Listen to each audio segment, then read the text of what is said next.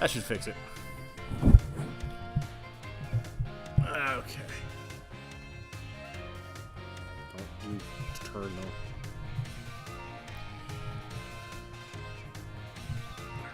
Alright, now you should be able to hear me. No, the dogs must have bumped the microphone and loosened up the cord, so I just had to plug it back in. But yeah, I was talking. No one could hear me, because, you know, I'm special like that, apparently. Alright. But no matter your opinion on math, I was actually asking how you were doing. Make sure you're doing okay tonight.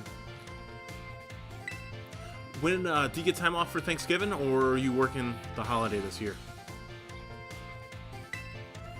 Speaking of which, are you all caught up on your studies of Pokemon type matchups? For example, grass is strong against water, water is strong against fire.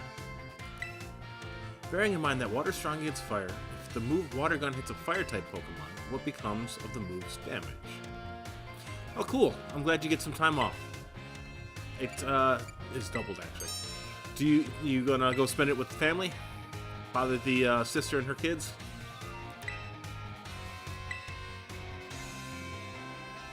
That's what our plan is for this household. We're gonna go over to my oldest sister's house, bother her kids and husband, and whatever the family ends up popping in.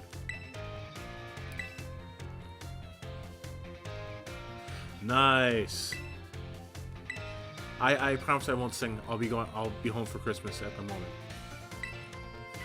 Mostly because Thanksgiving, I fucking didn't read any of that. So, what a shame. I'm looking forward to seeing you all in the next class. I'm looking forward to it. Mostly because Thanksgiving hasn't hit yet, and I'll talk about Christmas stuff when I'm going to celebrate it yet. Even though they did start throwing out Mariah Carey the moment that it hit November 1st.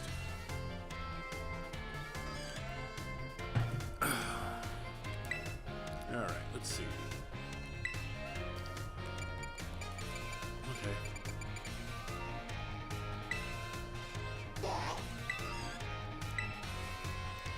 The grocery store near me started putting out Christmas stuff the week of Halloween. So I started seeing like Christmas candies mixed in with the Halloween candies. It was fucking nuts. I kind of like, okay, so there's a part of me that doesn't really mind because you don't really get a ton of Thanksgiving decorations to begin with. You know what I mean? Like, what you're gonna do? Throw turkeys everywhere, piles of fur, piles of not feathers. What are they? Leaves. Holy crap! You know, piles of leaves and stuff like that, right? I have some Thanksgiving-ish decorations, like, but it's more aimed at fall than it is just being Thanksgiving. I don't know. Fine, tasty bread. I gotta actually read this a little bit. Okay. Uh-oh.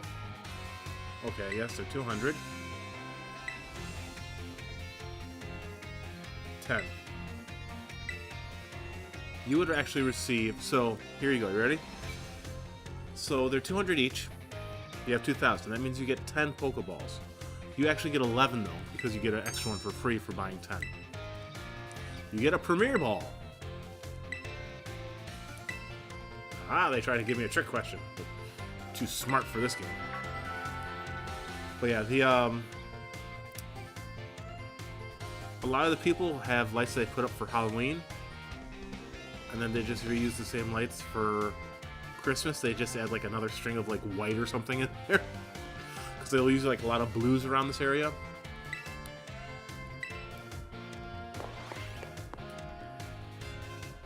I have no idea, like, I don't know how many classes there are for each subject. Looks like I have 2 available for each one. I think it probably deals with, yeah, I'm job hunting at the moment, and I wasn't feeling like they were really taking me seriously with a beard, so I just shaved it all off. Makes me look a little younger, makes me look a little more put together, I guess, and less gonna eat your children. Though I actually prefer the beard.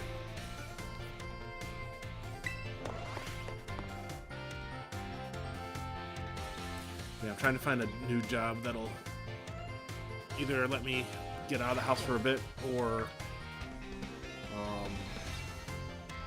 it has a little bit of better hours, easier hours for me to work with kiddo kind of deal. Alright, so I don't even remember which class I just picked. Hey, look. Oh, it's probably history, because that's the guy from the last game? Thank you.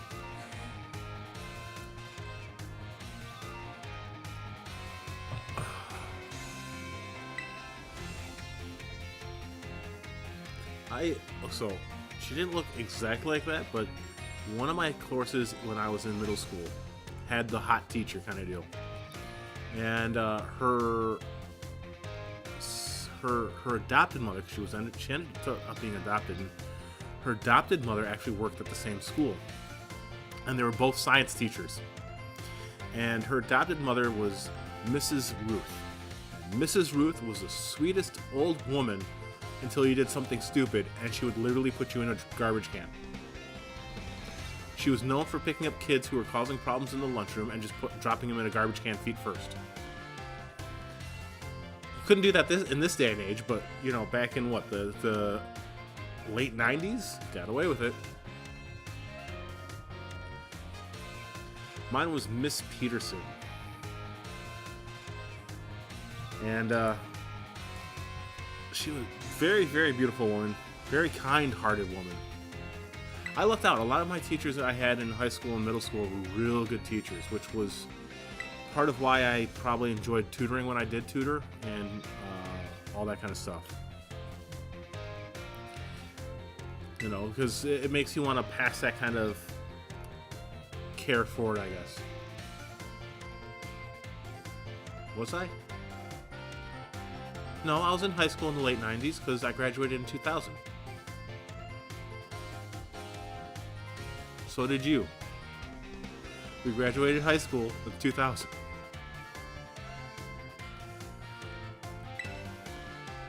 So we would have been in high school in the late 90s, not grade school. I have not been reading this at all, so we're going to find out how well I can guess the answer to this. Crater known as Heart of a Region, Area 0, fact over 1 million years old. Oh shit. I didn't make eye contact, I swear to God. Okay, so I do have to admit, that was kind of funny that they focused in on her face and made her eyes the main focus, so you actually looked at the fucking screen to see her eyes, and like, you made eye contact. That's great. Alright, I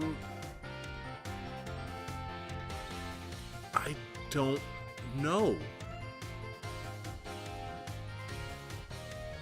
I don't want to get any of my answers wrong, but I don't want to look up the answers either. Oh yeah, certain something. So either treasure or Snorlax. So let's cheat, because I really don't want to get these answers wrong. I don't know what happens if you get them all right. So what is believed to be at the...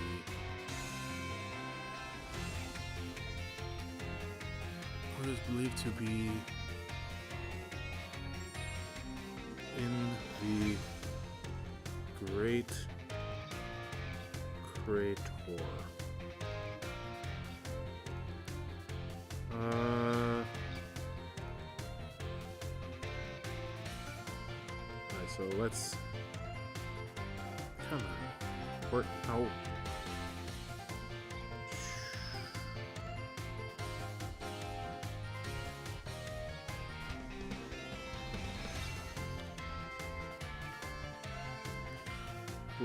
We're gonna cheat here.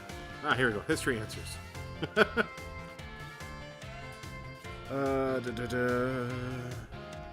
Treasure. Okay. I thought it was gonna be a Snorlax because it's Pokemon, but apparently it's a treasure. I did not. I cheated. That's the very depths. Okay, cool.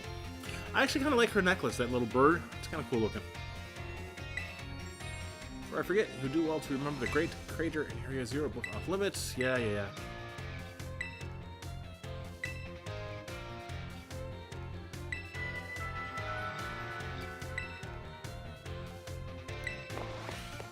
So it's interesting that some of this stuff is world building, it looks like. But I was just curious because apparently you can have interactions with people due to these kind of things from what I kind of read, but I don't know. Like, I ran into somebody and I beat them in the battle and they're like, oh great, I'm a teacher at your school, come check out my class. So I was like, oh, I can take classes? I'm pretty sure the game told me and I somehow went over my head.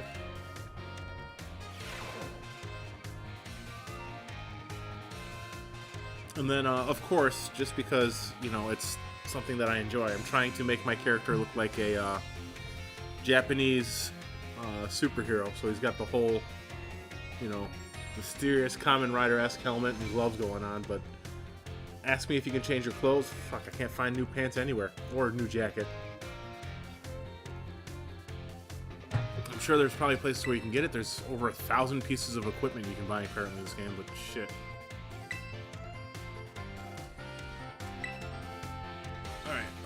Paladina, Firstman Quick Dictator, the Fader. Legend of the Treasurer, okay. Access from not as developed people back on the form of mysterious legends, magic and beyond. Emperor sent people in droves to join the hunt for the fabled treasure. I didn't. I actually was not looking at you at all this time. I was looking at the blackboard.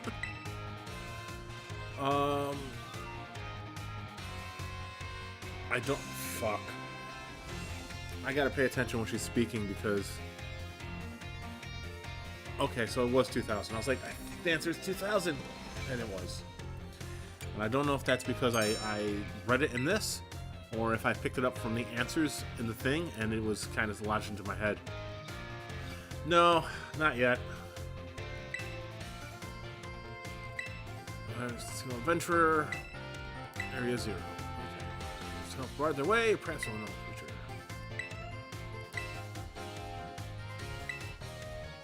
No, it's hard to look at her boobs because they're covered up by the word bar anyway. So they actually this game, it doesn't really affect me too much just because most of the stuff that I'm going to pick for my character's appearance is going to be from the masculine stuff and all that, just because I prefer that appearance kind of deal. It matches who I am personally more, right? But this game, what they did with the character creator is you can make your characters give them like what was normally like a female's style of clothing or whatever. Like, you can pretty much put your character in that style of clothing and hair and all that kind of stuff. So a lot of people are really pleased with the character creation in this. I thought it was really cool that they didn't lock everything in, because a lot of games, when you go to create their character, like, yeah, here's all the fucking hair, right? It's not just, oh, you're a boy, you only get this hair. It's been that way for ages with a lot of the RPGs I play. So I was glad to see Pokemon kind of catch up to something from, what, 2005, basically? Like...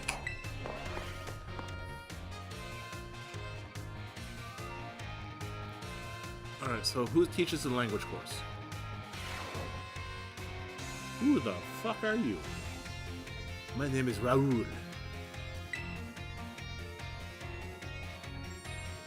Je m'appelle Salvatore. Merci beaucoup. Oh, great, thanks. I don't want to be learning French at all. Savior. So, okay. No, it's not funny. Teach you about various languages from different regions. Interesting that he also, so he's teaching you languages and all from the different regions, all that kind of stuff, and he has a regional variation of the Raichu. So he's got the original Raichu that everyone kind of grew up with if you played Pokemon when you were a kid. And then he's got the one that came out a couple of years ago for like the Hawaiian version. Several languages together, and it says hello, hello, hola, ciao, and bonjour. So many regions out there in our world, and yes. Merci, GG, arigato, danke, all these meaning. Can you guess what it is? It is thank you. GG. GG, Jojo. Bravo! Yes, I know it means thank you. Their likes and sounds are all different. Isn't that interesting? Large people, why is it like this? Can't speak it very well. I actually do agree with that. Anytime I've traveled to a place that's foreign, if I can pick up a couple of words to use to at least say thank you and hello and all that kind of stuff, I try to use them. You know, thank you, hello, do you speak English kind of deal, you know. Just because it's being polite and thoughtful. Like, I know it's crazy, isn't it, right? But you know, it's one thing. Like I get frustrated when I go to a restaurant here in the States and they refuse to speak like English and all that kind of stuff. It's one thing if you're speaking to your family and you're all foreign and you're speaking to your language together. That's cool. But if I walk into your place of business and you kind of refuse to speak to me in English, it makes me feel like you don't really want my business, right? But at the same time, it always makes me, I don't know, it's weird. Like, I enjoy seeing families interact with their, like, roots, right? So say you're from France, so everyone speaks French, right? Kids speak French to you, and you speak French. I enjoy seeing that, right? I'm not one of those people like, oh, you're in America, you gotta speak English, I don't give a fuck. If you're not talking to me, what does it really matter? But if I go and walk into your business place and you are obviously deriding me in another language, that's frustrating. That makes me feel like upset and like a little, I don't know. But yeah, I love to see, like, especially like little kids talking to their grandparents and like their home language, basically. You know what I mean? Like I love that stuff. It's so fucking cute.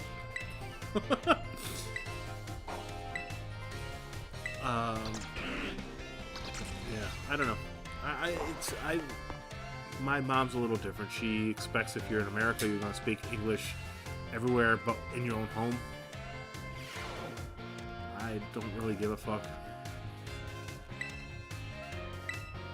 And you know, I can't say everyone you can answer with yes or we. We. Just because we is fun. Makes you sound like you're having fun. Wee! But, well, yeah, I don't know. Yeah, whatever. Like I said, I haven't really experienced it too much. I've experienced it once or twice. There was a Chinese restaurant Jay and I used to go to all the time, like a little buffet. We used to go to once a month for like just a couple's lunch date kind of deal. And a lot of the people there spoke Mandarin, right? And at the time I was taking Mandarin, so I caught a lot of the conversation, all that kind of stuff, but they didn't make you feel like they were talking about you. You felt like they were just talking to their family. A lot of them were family, right? It was a family business. And I actually felt very comfortable in that situation. I felt very accepted that they were including you in the family feel. Even if you didn't really understand what they're saying, you felt like you were a part of their family because they were relaxed around you that way. I appreciated that. Like I said, I don't really have too many, like, oh, you know, they're obviously talking about, like, there was an Indian restaurant I went to once, and it was obvious they were talking about the white boy in the Indian restaurant who was sweating eating the medium curry, right? Kind of deal. Like, it was obvious they were making fun of me, kind of deal. That made me feel uncomfortable. But, and that's the kind of difference I mean, right? Well, that's because you also have that nice southern accent that just makes everything sound a little smoother.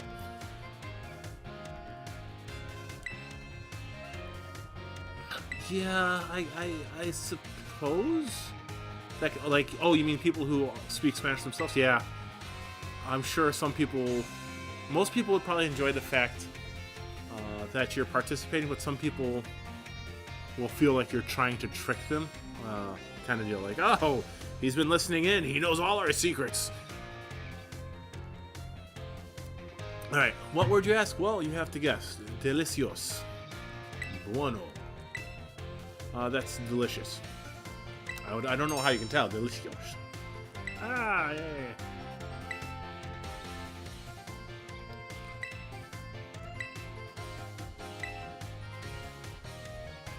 Alright, yeah. Cool.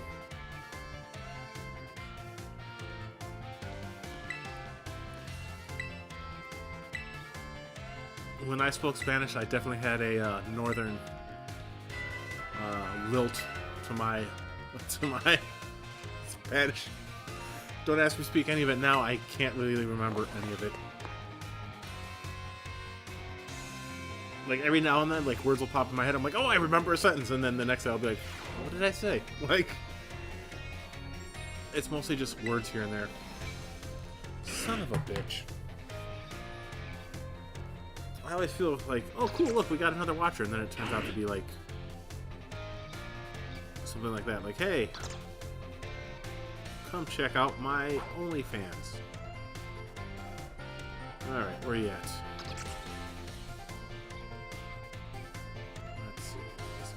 There you are. Yeah, no, I'm getting rid of it right now. There we go. Goodbye. And then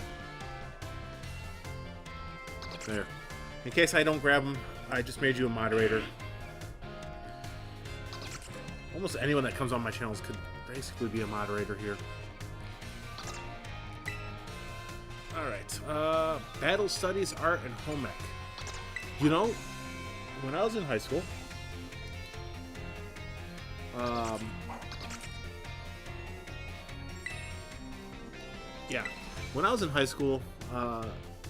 home ec was actually one of my favorite courses that I took. Now, mind you, I was like the only guy in a class full of girls, so that does help. I think it was me and one other guy, and the other guy dropped out shortly after. But it was me and, like, I don't know. It also helped that the girl that I had the biggest crush on at the time was also in the class, right?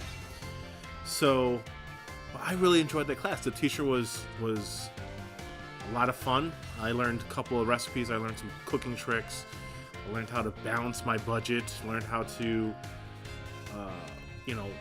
balance a check. Like, all these things that a lot of people don't know how to do, I learned to do in home ec. Like, I'm not good at it, but I learned how to sew.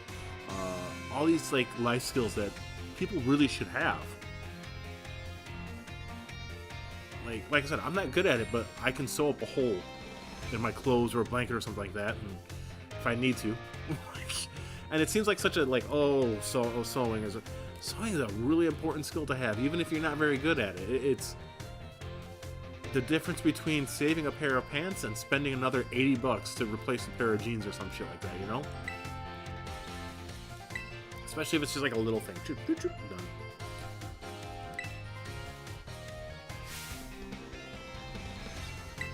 I think being in the military, I don't know if they do or not, but don't they make sure you know how to do stuff like minor sewing and all that kind of stuff in the military?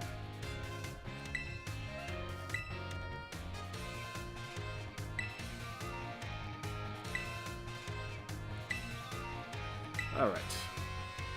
What kinds of attack moves, certain qualities that you'll want to remember. Yeah, okay. Yeah, I thought so. Yeah, it seems like such a minor skill. Like, and I don't think it's as prevalent now. But even when we were in high school, it's definitely a girls should sew and men should blah blah blah, right? You got that Andrew Tate guy. I'm pretty sure if you told him he should know how to sew, he'd tell you it's a girls thing. But Jay was like, she made fun of my sewing skills. Jay had no problem. Jay was good at sewing, right? And so she made fun of any time I, like, patched up a hole or something before she could get to it.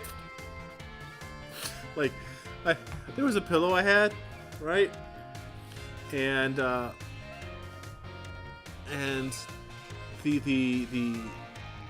dog as a puppy chewed a corner off of it. So I sewed it together, and Jay spent about a good half hour just laughing at my fucking sewing job. She's like, it worked, but it's just janky looking. I was like, well, you fix it then. But she said it was something that she liked was the fact that, you know, I could do something like that. So, alright, so the type of categories I have is physical moves and special moves in Pokemon. Physical moves are basically any move that makes contact with the Pokemon. So something like Tackle, Leaf Blade, right? Where you're throwing leaves at them like a knife. And then you got special moves where usually they're more like Psychic, which is like, you know, Psychic Attack. Some physical-ish moves are considered special class. Like some Fire-type moves are considered special, but you know, usually you delineate them between physical is, you know, physical contact moves, and special moves are more ethereal.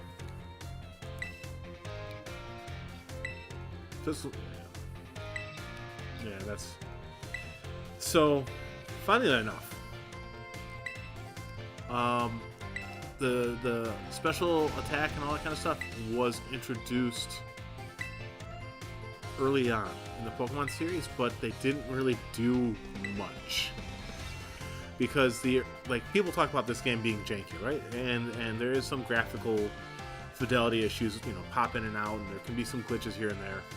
I'm not going to defend this game for its failings, right? But I'm enjoying the game. But the original Pokemon game was just a ball of toothpicks held together with loose glue. Right? Like, people make fun of this game, but the fact that the original Pokemon game worked at all is a goddamn fucking miracle.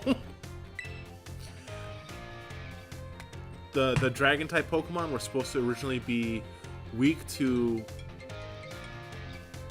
I don't know who that is.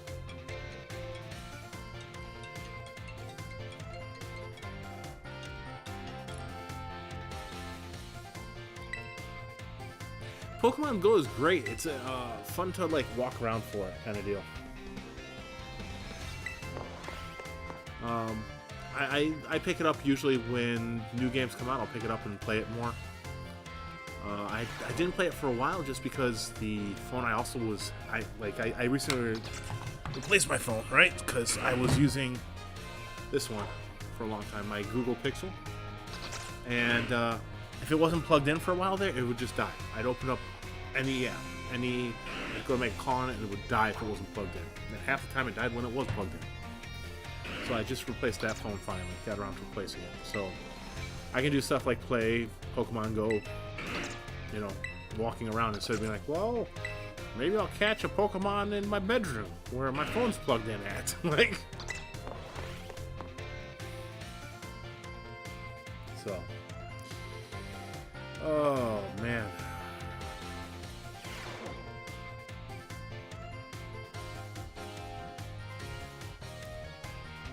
You know, she would be a lot cuter if her character model didn't look like she was cross-eyed.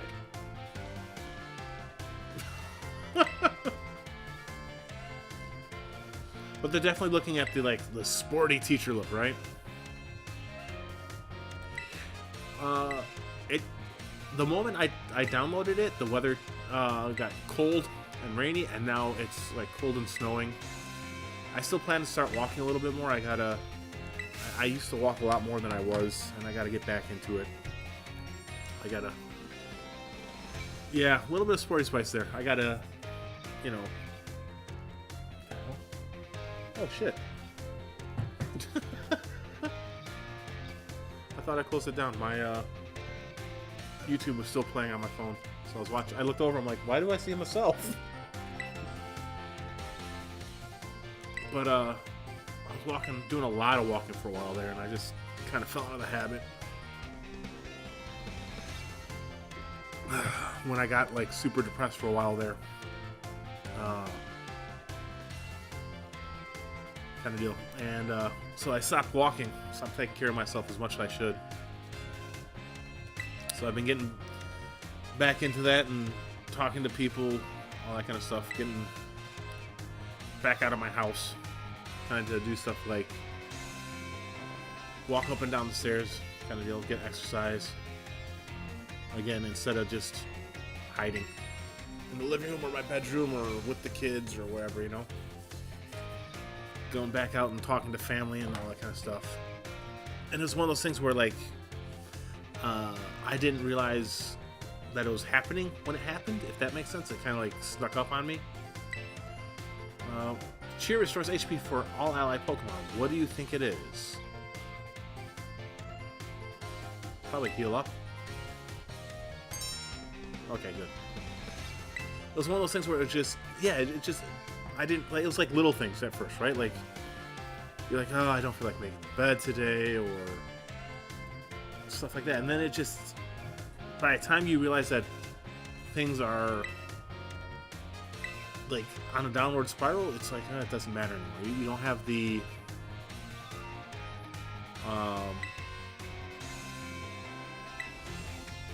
you don't have the mental capacity, not the mental, the emotional bandwidth to, like, be like, oh, you know, today was a bad day and I'm really depressed, let me reach out to somebody, kind of deal. So that's why, like, my sisters came over because they were worried about me because I hadn't really been talking to them, and I had been making headway and making sure, like, since especially about April maybe of this year, I've been calling my sisters at least once a month, once a week, just say hi, make sure they're doing okay, kind of deal.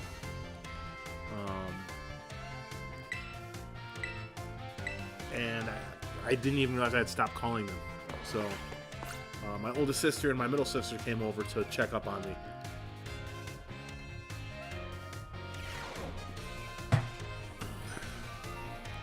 And that's when I put that post out about, you know, if I'm having a bad day, regardless of, like, oh, it's just, you know, a bad day, I'm just a little sad, I'm gonna be honest about it, because at least then people will see, hey, you know, Tom's had a couple of bad days in a row, maybe he's not catching it, but, you know, people are seeing it. So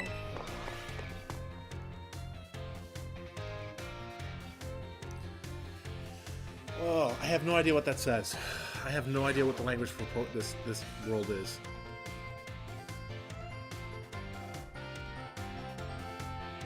I'm disappointed in the art in the background for some reason. Sometimes, like, when I was getting really depressed, when I streamed, it was more to, like, kind of keep things normal and to not let people worry about me. Like, I was like, oh, you know, people's lives are already hard enough. They don't need to be worrying about me if I'm not showing up or whatever, right? Yeah, it does look a little creepy. It looks, you know, I think it's supposed to look like a paintbrush put over the top of his head, is what I'm thinking.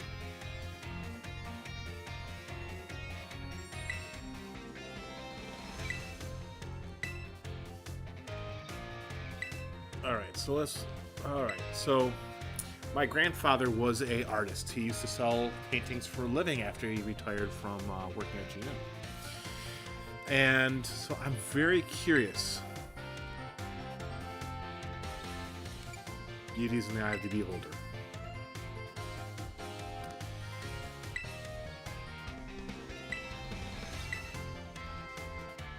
But I was very curious to see, like, what kind of questions they're going to be asking in the art course.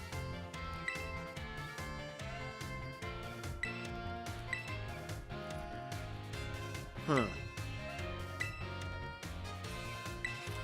I guess that's a good thing for art. Like, you know, you want to consider the things around you, what makes them striking to you and all that kind of stuff, and try to put it on paper or put it in words or whatever, but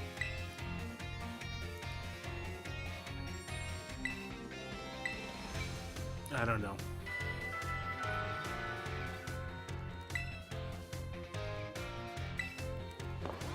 Alright, well,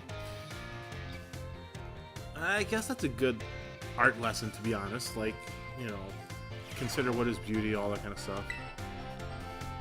Especially for, like, you know, the age group that this is really aimed at. So the art class is the one that I opened up. This guy here, I beat the second gym. Just wandering around. I was like, oh look, another gym. So I beat another gym. And this guy was like, oh, you beat this artist. I think you might have an eye for it. Come to check out my classes.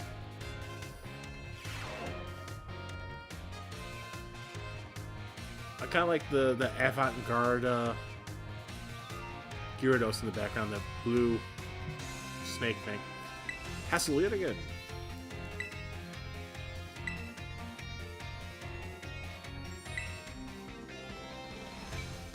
Ah, Garchomp. Or Gibble, sorry. Gibble, Garchomp. I might be getting confused with other things.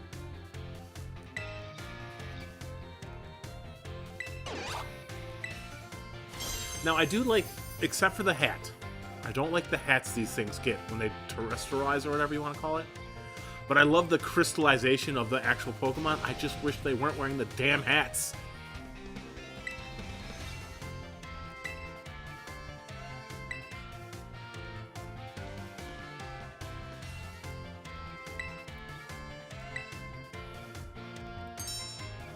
I mean, I know they have to show somehow, like, what type it is now. Like, well, what kind of type has it become, right?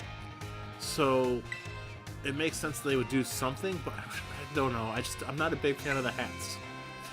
Though, actually, I do like the fairy type hat. The fairy type hat is kind of cool. It's like a giant heart with wings, and I don't know why I like it so much, but it's cool. The one that makes me laugh, though, is the fighting type hat is basically a fist with clouds around it, like, ah, on his head. It's so dumb. I love it.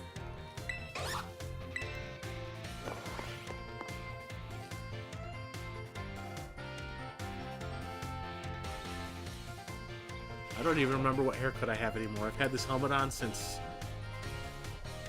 day 2 of playing this game. It came out, what, 4 days ago almost? 3 days ago? 3 days ago.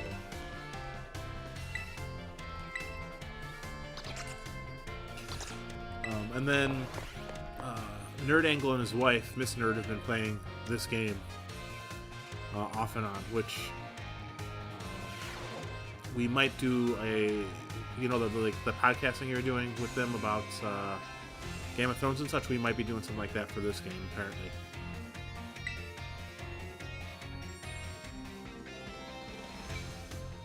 Okay, so I'm not a big pink shirt guy, right? Not that I don't think they look good. I just don't like them for myself. I'd actually probably wear that one. I kind of like the look of that one.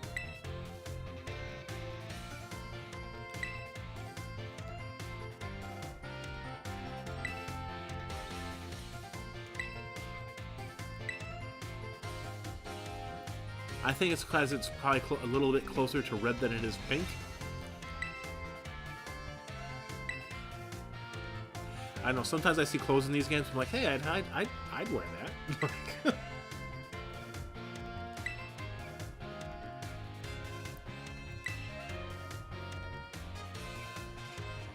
Crafting sandwiches are superb flavor.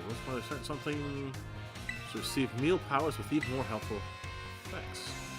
Let me see, Master Tom, tell me, what must you keep in mind to receive even more helpful meal powers?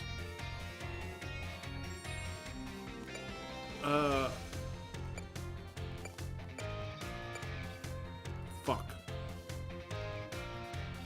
Alright, do I cheat? Or do I go with... Oh, fuck it. Ha-ha! I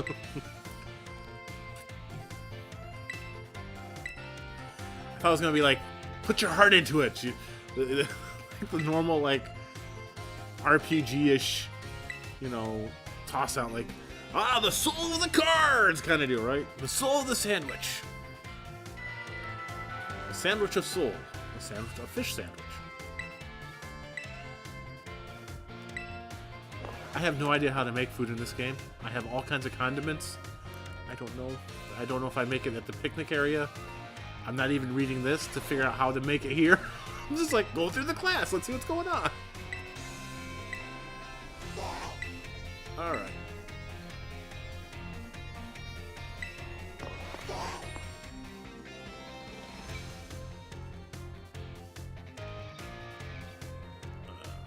So the games have a couple of differences because there's the two versions, right? And normally the versions are much more similar than what it seems like these are. So this one, it looks like there's two different schools. At least I know there's two different professors. And the games seem to be set a little bit more spaced apart time-wise. Like the professor in this game is more barbarian-ish, right? She's got like a tooth necklace. She's got like almost like a fur dress, kind of like a miniskirt kind of deal going on. And the professor for the other game is this dapper, futuristic-looking gentleman. So it looks like there's some minor differences in how the game plays out that way.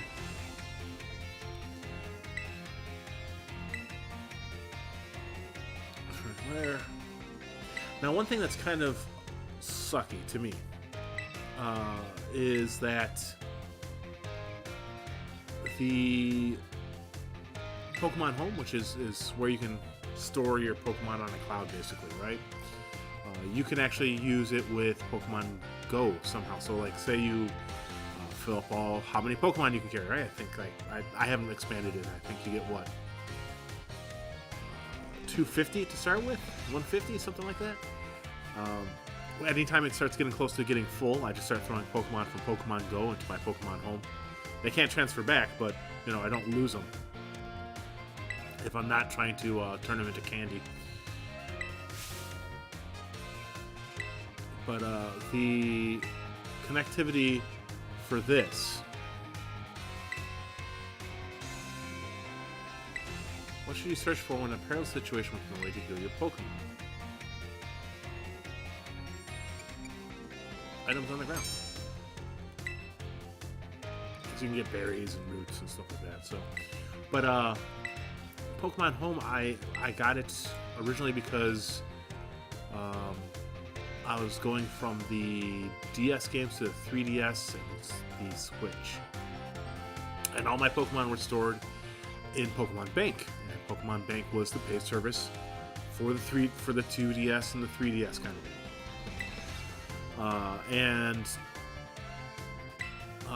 You can store more Pokemon, all this kind of stuff. So Home's been a pretty good investment, just due to the fact that I have a habit of catching 8 billion Pokemon and tossing them in home, and then I'll kind of sort them out. Like, do they have a special ability, like hidden abilities, right? Or do they have a move that I want to breed with other Pokemon? And so I'll sort them out that way after I get my living dex, which I'm still filling out now because I decided to go from just one of each Pokemon.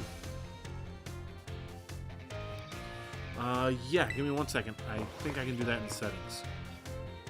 It also probably doesn't help that my microphone is down by my waist, since this table is super fucking low. Alright, so, let me see here. Can I...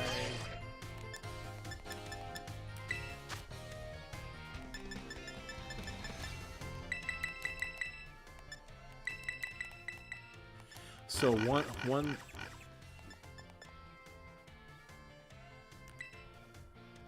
there we go. One downside to this couch that so when we moved, my mother-in-law decided to kind of give us a fresh start, in a sense, where a fresh start in a sense where a lot of the furniture that we had in the house, where when Jay was around, she donated and then got to us like these new couches and chairs. And they're great couches and chairs, right? I'm not saying they're not good, but they're all meant for people that are closer to her height and Jay's height and Sophia's height, and not my height. And so I feel like I'm like it's tiny. The sitting in the chair right now, this table is below my fucking knee. Like, so that's the camera sitting on the table. That's, and I've got all my stuff hooked up to my TV at the moment, just because My monitor was dying, and the TV is that much larger, and it's easier for me to see what I'm doing. And it's just more comfortable down here anyways, right? So eventually I'll probably pick up a new monitor and set myself back up in my office, but this chair is much more comfortable. It's just low to the ground. I've never really... So, okay, so here's what I'm talking about for, like, graphical fidelity. The birds look a little weird flapping, right? They're not flapping at a smooth... Like, it's smooth, but it's not a smooth rate, if that makes sense. And so they kind of look like a cartoon, like an old cartoon. And when you get closer, it's fine. But as you move away, it gets a little weirder and a little weirder. Like I said, it's like an old cartoon. It doesn't bother me. But I can see how a lot of people are like, oh, God. Right? Especially if you're more used to like new graphics and animates and all that kind of stuff, right? But it reminds me a lot of like older cartoons and the fuck, you are tiny. So, but older cartoons and you know, some of the older games and just with a nicer coat of paint. So I have no problem with it. There is a lot of drop in and out, right? So like those dogs just appear, disappear, appear. So there's stuff like that that's happening, which people are upset with. They're like, oh, this game is not doing what we... Okay, cool. Guess what? You know what? One of the main issues that is occurring, though, is... Let me make sure there's no more classes. One of the main issues people are having is that the... Okay, cool. Is that the game is apparently experiencing what's called memory leak, which is what's causing some of the glitches and the texture drops. And so that's going to be something that they'll definitely have to patch, but I don't think it'll be a difficult patch. I think they're probably waiting to make sure there's no other major bugs in the game before they patch it out. And honestly, it doesn't bother me. It probably should, honestly, be like, I should probably like, right? But fuck, I've played jankier games that were just as fun. Let's see. So I was... Maybe this coming weekend. We were planning originally to do it last Saturday. But the Mead stream occurred. And they and Nerd was just like, you know, he wanted to make sure that happened, and there was a couple other things he was taking care of, all that kind of stuff. So I was like, yeah, not a problem. You know, you got your life. I'm not going to be like, oh, fuck you, right? Like, I was just happy to be given the option to come on and hang out for that. You know, so all right, I have no idea where I want to go. That's my home. So I've just been like basically going wherever and exploring and being like, oh cool, there was like a gym over here that I found just because I was walking around here. This game is really actually quite open to you. There is a bit of like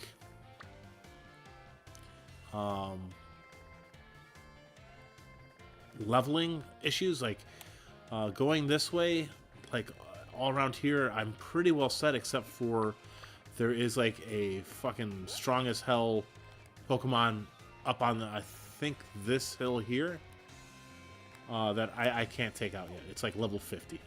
I'm like at level 30. But for the most part, you're just like, oh cool, like there's a Pokemon Center here, and there's a thing here, and I was in this desert for a while and got my ass kicked, so I decided to go somewhere else, and I ended up going all over the place, all over here.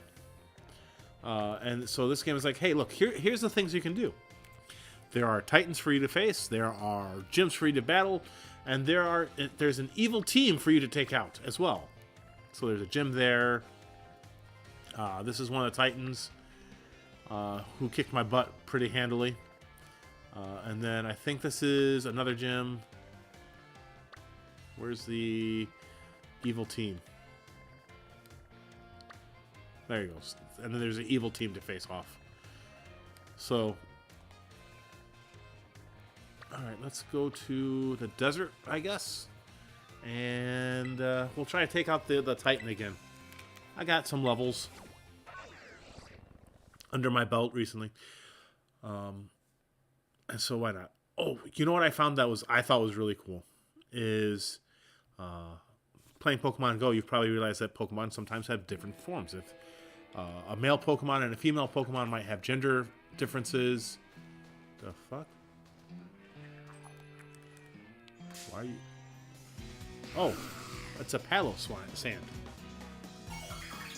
Yes, I have a Dung Beetle Pokemon. It's kind of silly, kind of funny. It's why it's in my team. See? Dung Beetle. I didn't rename them. I usually rename all the Pokemon that I use in my teams to start with. Like Snuggles the Electric Bear. Because when you get him as original form, he has the ability Static. And Snuggles the Bear helps to prevent static. So I just thought it was funny. He was named Clifford because originally he was big red. He was big and red. Now he's fucking gray. This Pokemon and this Pokemon are in my team. And he's at the front because I need to walk 1,000 steps, I think, for this Pokemon to evolve. I don't know. There's one Pokemon where you have to have... I'm trying to figure it out. Like, there's all these newfangled ways to evolve your Pokemons, right? Dandy, the grass cat, because it's a dandelion kind of deal. I thought it was funny.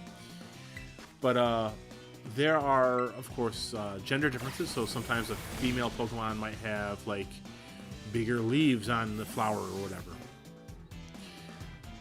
Alright. And since you're grass type, we can actually put Rellor back out and hit you with some bug moves.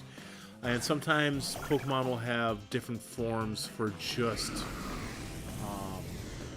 being a different region. Like, they might evolve differently. So Pokemon that normally is just rock type might be rock and steel type in another country kind of deal, right? So that's how they explain some of these differences. So you got gender differences, regional differences, then you have form differences. And form differences are usually just Pokemon that are in the same area that use different tactics to protect themselves. Like, there's a fairy type Pokemon that floats around on a flower, and it'll have different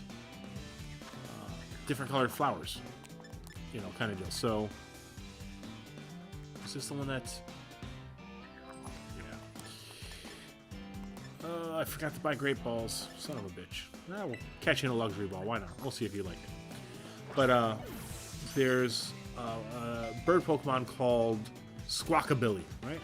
It's a play on Rockabilly, and it has the Pompadour, right? So Squawkabilly has different color forms, kind of deal, because it's a parrot. So parrots look different in the wild, even if they're of the same genus. So, like, you know, macaws, you have green macaw and a blue macaw and all this kind of stuff. So the parrots have blue, white, yellow, and red colorations. And what they did in this game is each one of those colorations has a different entry in their Pokedex number. So let me see if I have it in my recent... Nope. In my recent battle, at least? Nope. Damn. Alright, where you at, Squawkabilly?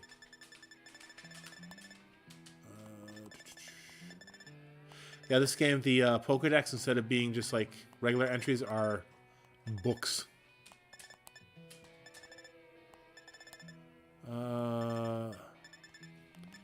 My favorite dog-type Pokemon right there. Shroomish. Oh, I caught a Shroomish. Oh, I did catch a Shroomish. She was in one of the dens. Where are you at, you stupid parrot?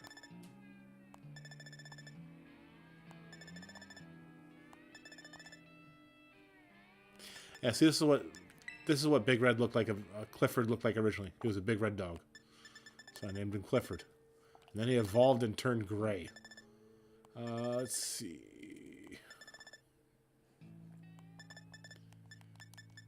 Yes, Ace. I know you're there.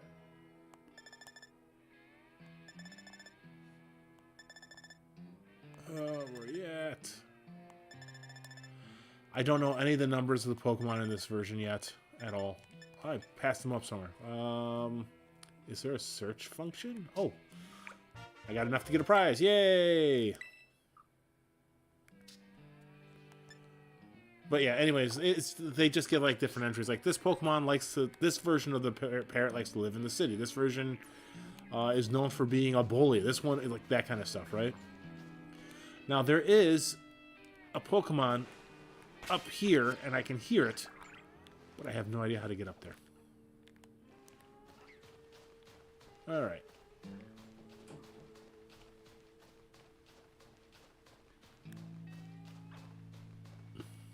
That is either a Pokemon or a den.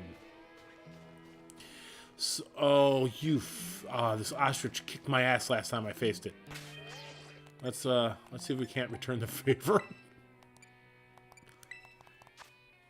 Nope, I wanted to switch your...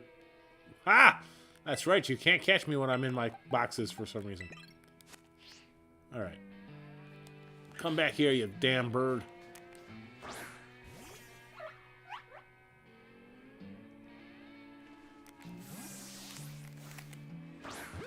Level 36, only 6 levels above me. I should be able to do this. Watch me get my butt handed to me again, right? Yeah, we'll spark him. Pop. Ah, good. He paralyzed him. What's the matter, Ace? What's the matter? You ignore me all the time now because you've got a new friend to play with, and he likes to live in the basement when everyone else is home. So that's where you go to live. And then when you want something, that's when you come up. And you're like, hey, you person who raised me and gave me my manners.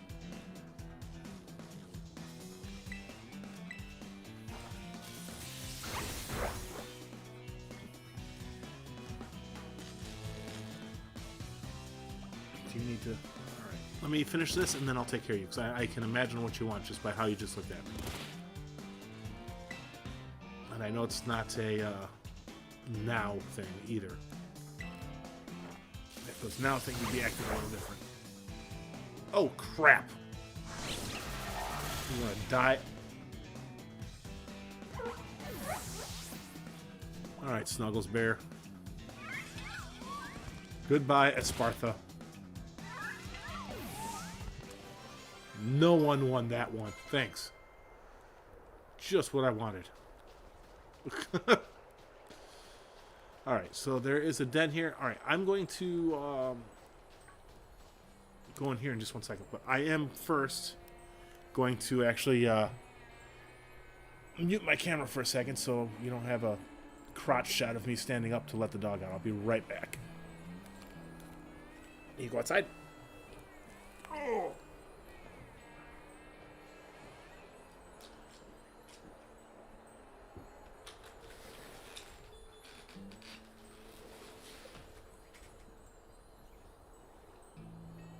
Let's go up there. I'm up. Let's get this.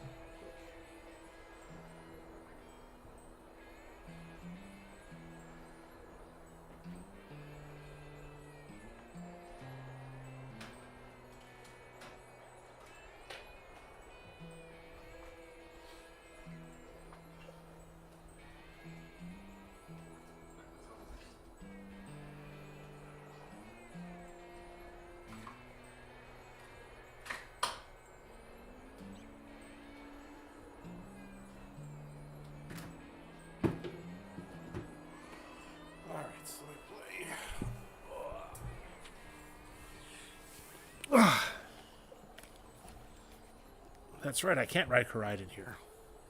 So it's a no riding. Alright, so what is in this den? Ralts. Electric version Ralts. Interesting. Alright, yeah, that'll work. He has got dig.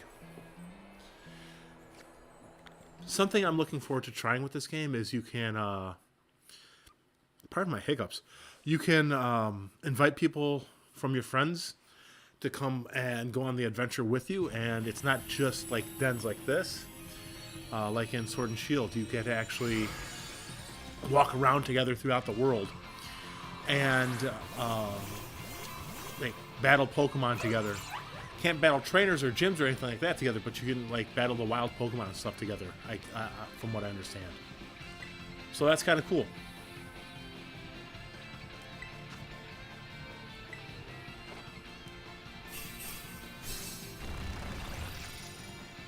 Keep an eye out for the dog. Ooh, it's cold out there.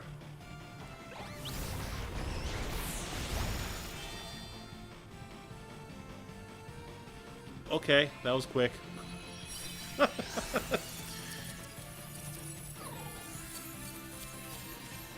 Alright, we'll catch you in a Pokeball, since I can basically catch anything in this little realm.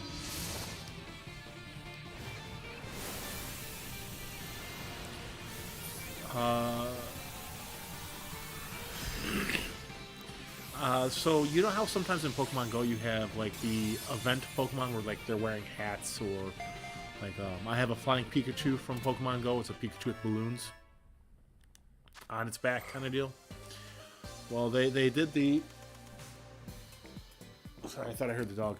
They did the flying Pikachu in this I as a mystery gift, right? So I have that Pokemon, but what they did is it's a Pikachu who's electric normally, and then when you do the whole terrestrializing, whatever it's called, I can't say the word, thing, it turns into a flying type.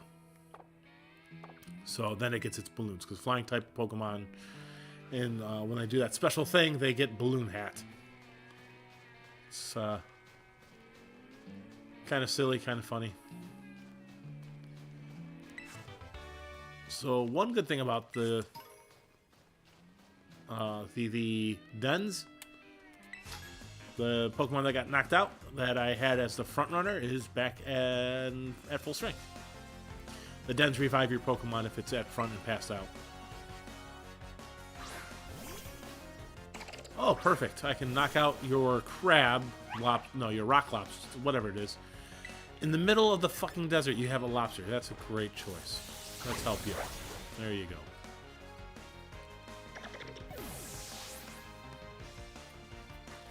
Shouldn't have a lobster out in the desert. That's right. Wear your shot. Don't you clap for me, you son of a bitch. That was too easy. It's very condescending of you.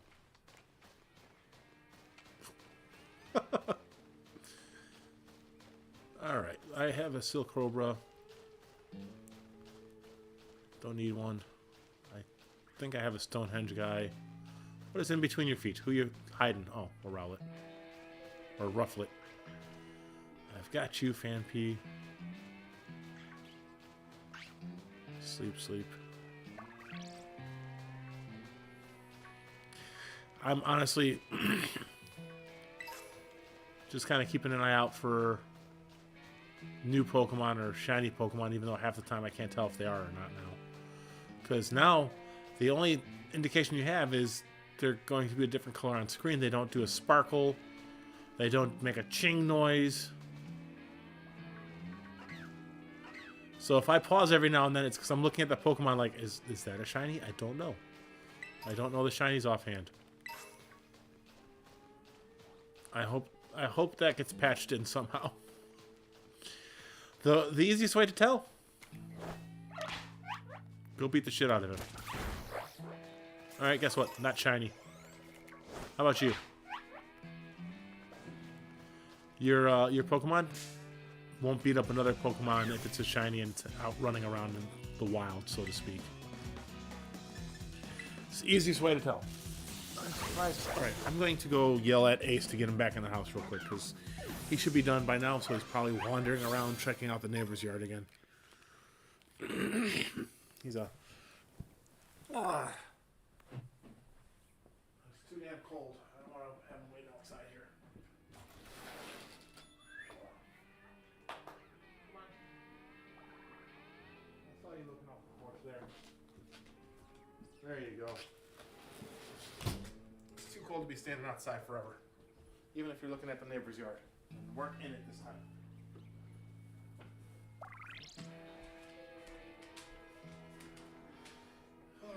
Blue. Do you need to go potty now?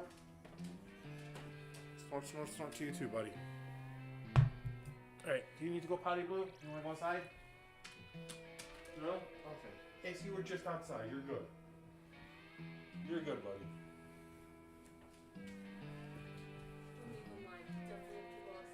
Oh, he's just standing there looking at me like, no. No, he just got out of bed and ran up here. Because I was... No way he doesn't need. Come on, Blue. Come here. Go potty. Come on. Go potty. You were just outside, Ace. Come on. Go potty. Good. Alright, come here.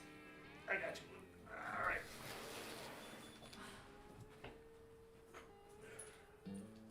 Ace. You are a punk, aren't you? Alright, come on, Blue. You want to come back inside? Looking about to show kids faster. I was like, oh no. Ace went outside, came back inside. He's like, I got Blue outside. Do I get a treat now? He's so soft.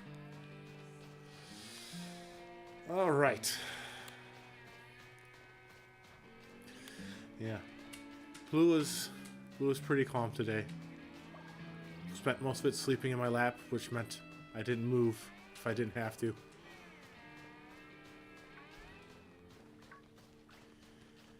Okay.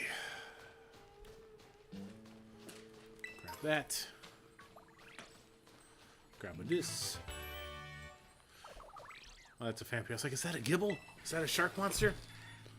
What? Are you a Silcobra? Fairy type Silcobra. Interesting. Alright. Everyone's inside. I'm not going to be getting back up. I can turn you back on. Okay. Snort monsters. You gonna stay or you gonna go? Bye, Ace. Love you too, buddy. Abandoning me. I see how I rate in the world. Yeah, see? That's the fairy hat. I don't know why I like it so much. It's a stupid hat like all the others, but I like it. I don't know why, but I do. I also like the fact that you kind of crawl into this little stone, and it's bigger on the inside. It's like the TARDIS. And the Pokemon are reflected on the crystals in the back. It's actually really cool. No. You're good on food and water. No more for the night.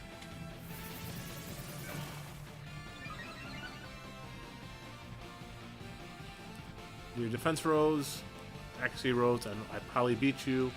So, boop.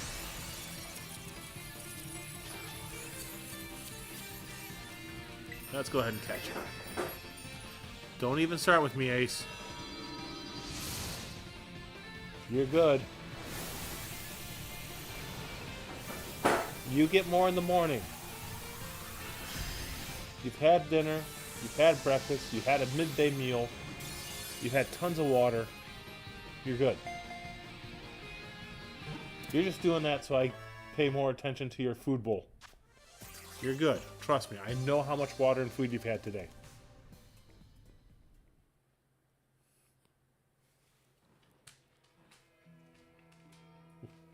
God damn it, he's going back to shake the bowl again.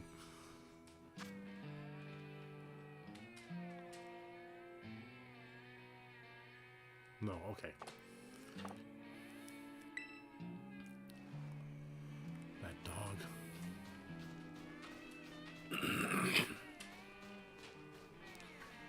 Okay. Alright, so I came here to go towards that big guy back there, and I ended up getting distracted by the shinies in the ground and in the sky and all that kind of stuff, so I fought you. You were the guy that were clapping for me. Oh, there was a crocodile in the sand. Look at him go.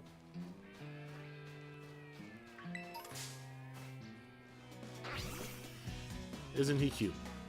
I think I have a Sandile already, so we'll just punch him in the face.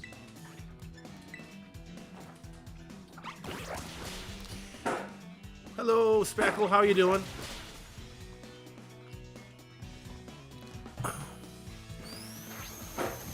Ace, you are good, buddy.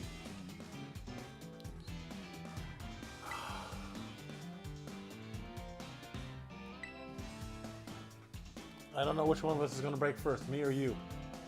Probably me. Alright, yes, it's going to be me. I'm going to be back in just a second. The dog is knocking his bowl around, and even though he doesn't need it, I'm going to give in and give him water. Not like he hasn't drank liters of the damn shit today. It's like you don't ever get food and water. When I feed and water you all throughout the day. You're like a plant.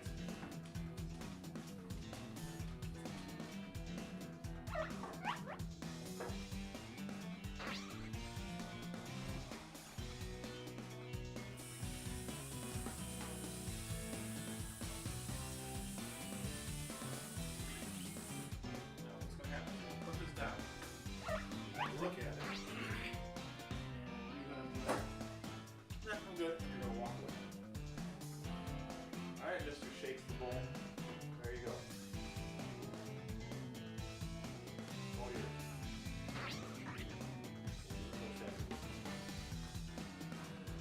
Give me no sense. That's your water. Have your water.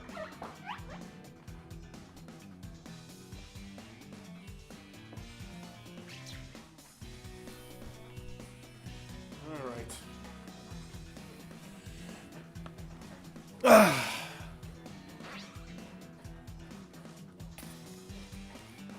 Oh yeah, definitely none of that stuff here. Sometimes it gets brought up and I'll discuss it a little bit, but generally that stuff doesn't happen here. This is generally much like fucking Torment. Fine.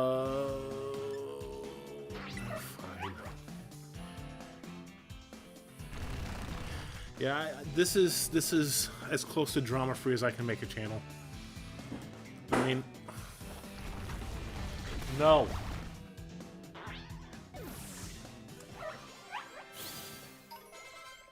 Unless you're Ace.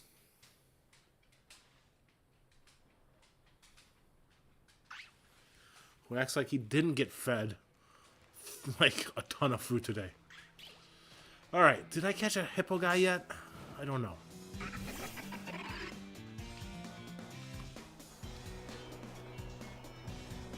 Let's see, I have not, so let's punch the hippo in the face and see if we can't catch it.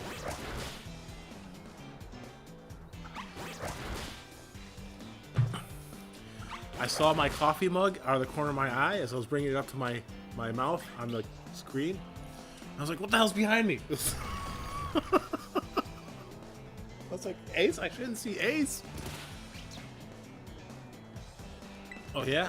Two can play the dig game. Watch this. Can't hit me if I'm already underground. Can you? Haha! Ace, no. Why don't you come here and sit on the couch and just chill?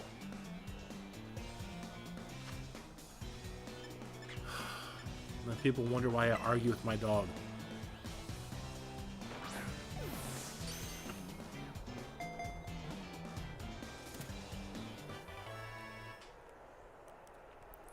He's like a sassy teenager sometimes.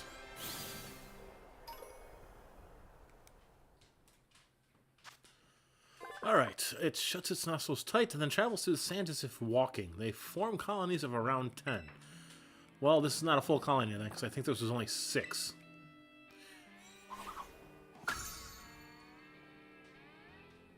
Ah, you know, World Cup used to be something that was on in my house 24/7 when it was running. Don't know why. Something about West Indies and soccer. Like... That dog's being fucking sassy like you wouldn't believe today. Would you stop knocking your bowl? It's not gonna make me magically get... I know it broke me on the water, but... He's...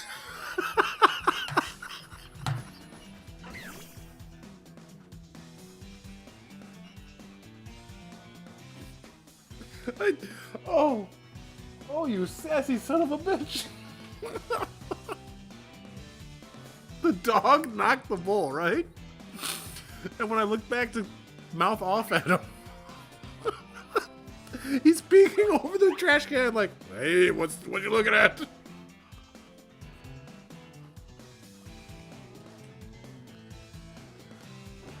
Oh my god. Would you stop knocking your bowl? I see you. You're not hiding well enough. I know you're just watching me, waiting for this fucking dog. Where is he at? There he is. There you go. He's given up. I won this round. I won this round. Yes, he does. Rufflet has a big old head. Rufflet is the American Pokemon, basically. So Rufflet was introduced in Generation 5, which was like Black and White, I think, were the games that came out, were the big ones for that year. And it's a dung beetle, yay! Generation and the Larva Star or Larvesta, whatever, I can't remember. But Generation 5 took place in what was basically New York kind of deal. And so they, like, it wasn't just, like, they had deserts and stuff like that, right? But it was based heavily around, like, New York and the U.S. And that, that section of the U.S. And the Rufflet turns into a bald eagle, basically. And the bald eagle's colors are red. It has red, white, and blue on its tail.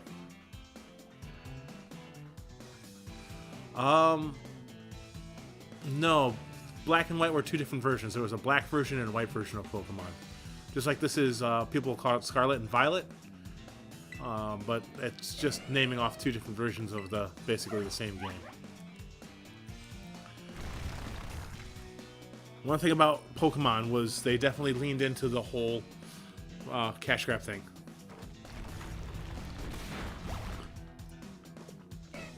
I remember, I barely remember Black and White, the actual game where you were a god, but I know the game you're talking about.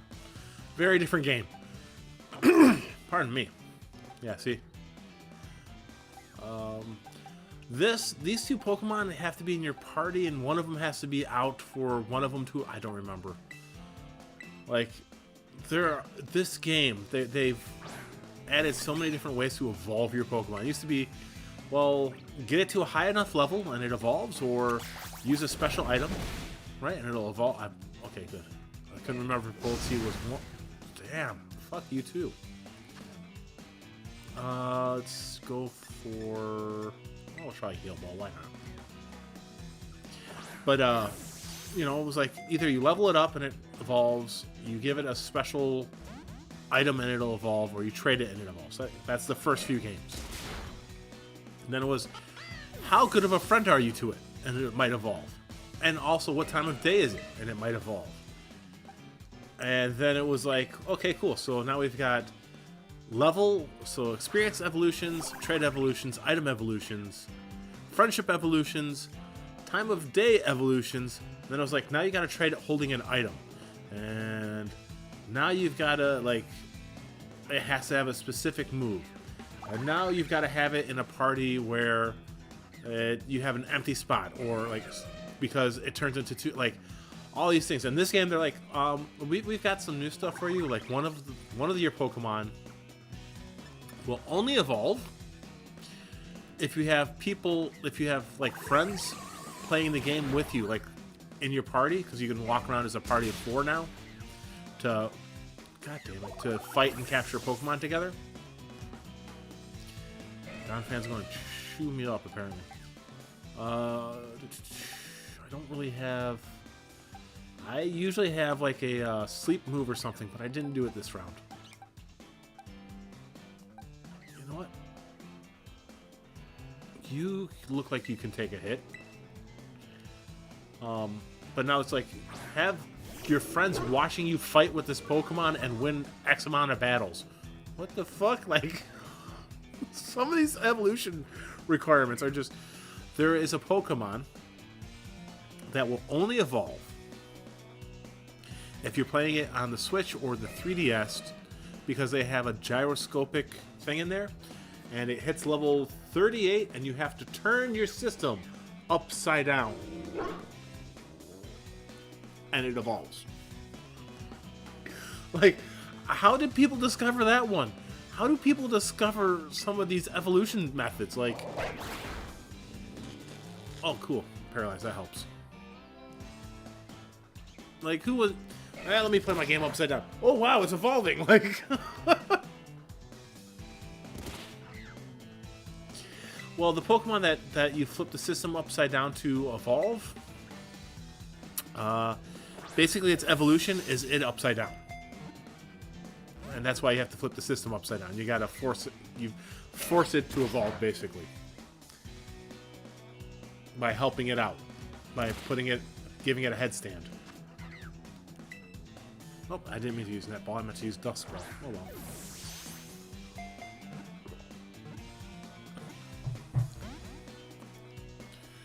You son of a bitch.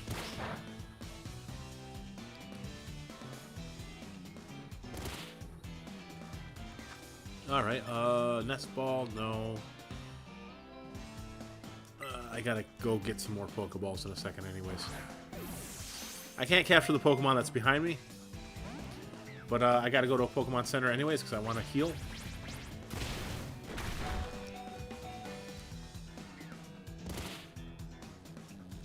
Alright, Clifford, get another licking and then we'll have to probably switch out for somebody else. I'm not very friendly to my Pokemon. I let my Pokemon get knocked out all the time. Which is why I do friendship evolutions nearer to the end of the game. When I'm like, okay, cool, this Pokemon won't die. It'll just be in my group all the time now and be switched out for somebody else who's over-leveled. Oh, come on.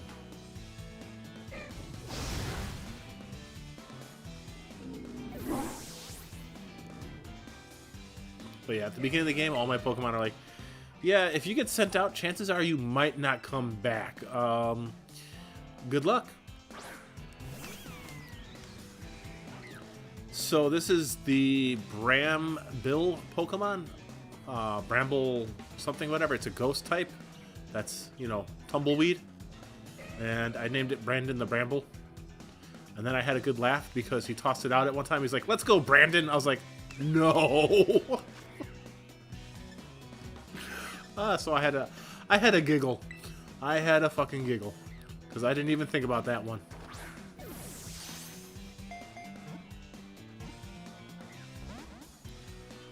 Oh, you pain in the ass.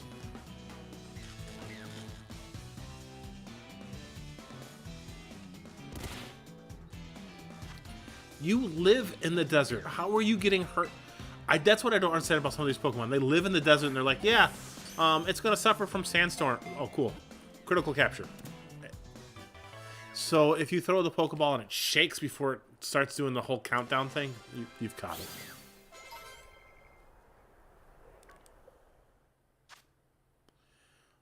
So being hit by a car won't phase this Pokemon. However, it is extremely susceptible to rain. But yeah, usually any Pokemon... You son of a bird.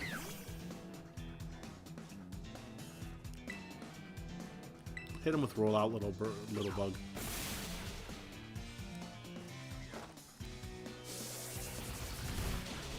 And yes, that is a dung beetle. Except that's supposed to be a ball of mud, not a ball of poo. Oh, you stupid, stupid bird. If this hits you, it does even more damage than it did before.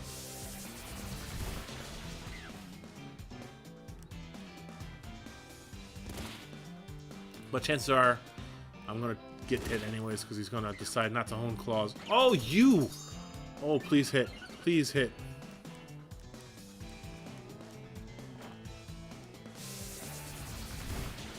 There you go.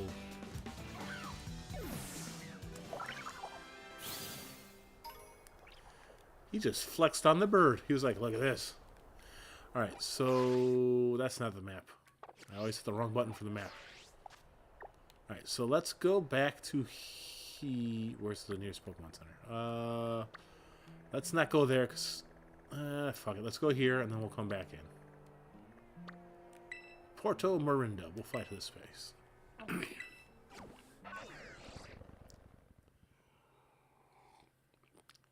Hey, that's the Squawkabillies right there.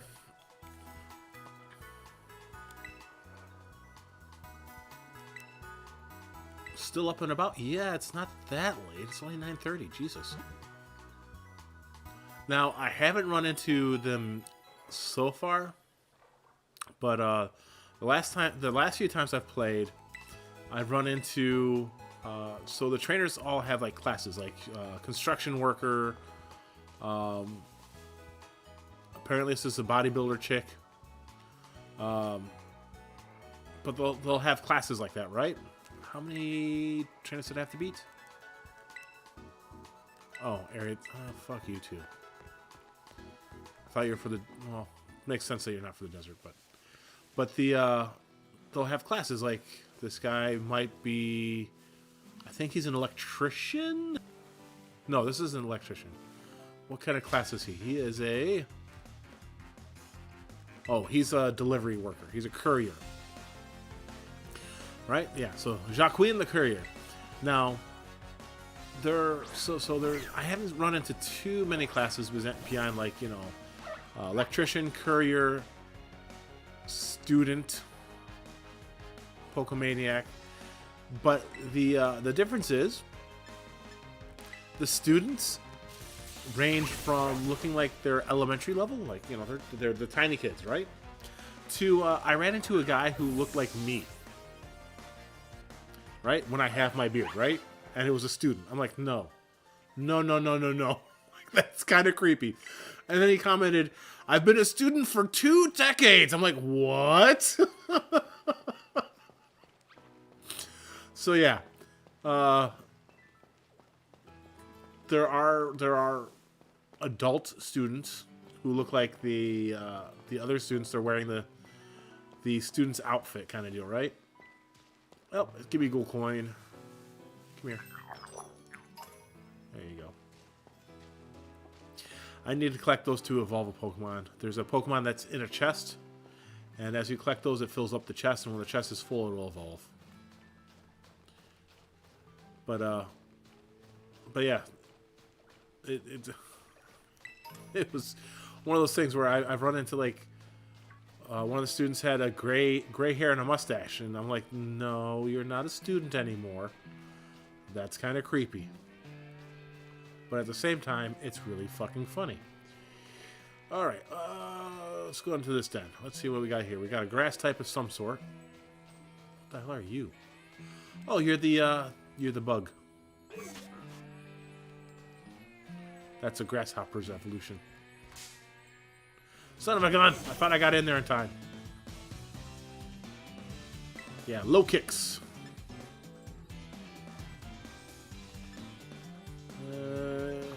Do I want to fight you?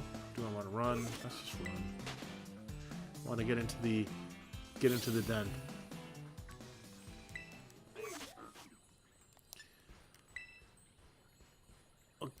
Well, that kind of works for Pelipper, I guess. Well, not Pelipper, Wingull. It's a interesting choice. Flying water, and then it becomes a grass type. Okay, not bad. I do like the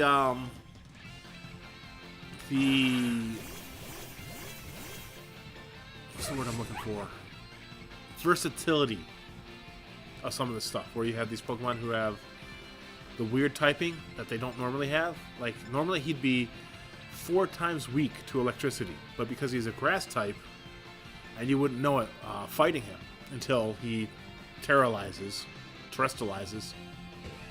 kind of deal. So it gives you a new hitch to a battle, that, you know, an unexpected occurrence, which breathes life into the battling system a little bit, even in non-competitive play, which is what I mostly do. I do some breeding, which is a lot of competitive players do it. I just do it because I have fun getting weird moves on Pokemon, or that kind of stuff. So, or I breed them to get to a shiny, off-color Pokemon, basically. I forgot to buy fucking Pokeballs. Oh well.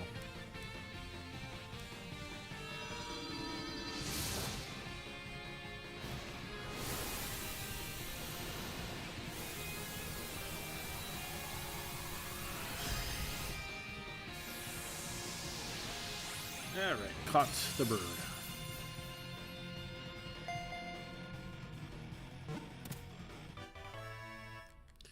I haven't not had a capture in this game so far.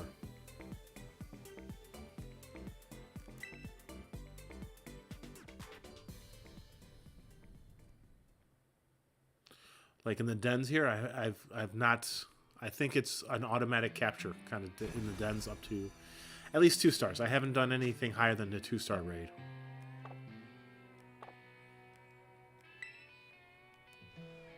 Alright, where is that big fuck?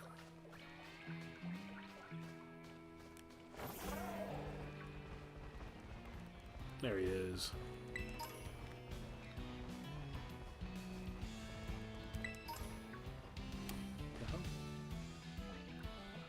Oh, it's like, what the hell was that? It was a hippo with a shiny next to it. Alright, let's take on the big fucker. Let's see how we do. Taking on these guys is how you give new abilities to the thing we're riding on. Like, he can swim now. I wanted to face the kid who's standing right by the big scary monster. Oh, it's already on phase 2. I thought I was going to have to do phase 1 again.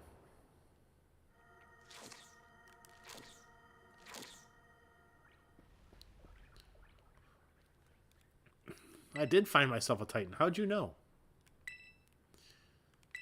This dude is the one who sent me on a quest to fight the Titans, because they all have special cooking ingredients that he can get from where they're guarding, kind of deal.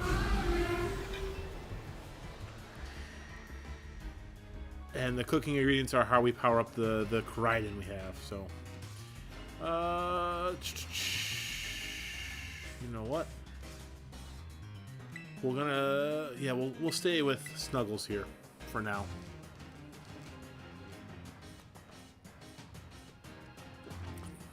Yeah, Scovillian?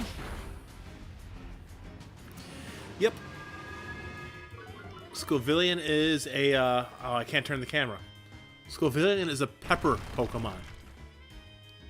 The Scoville scale, I like it. It gave me a pretty good giggle when I saw his name and saw what it looks like. And you can barely see it over there, but it's got like pepper hands. I think. It evolves from a little jalapeno looking dude. Oh, I should have just kept on this one.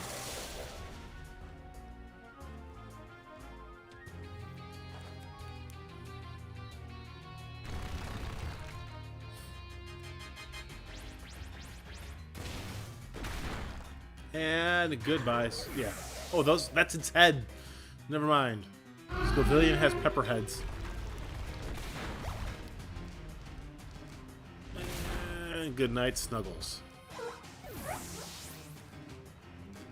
Alright, next we'll send out you.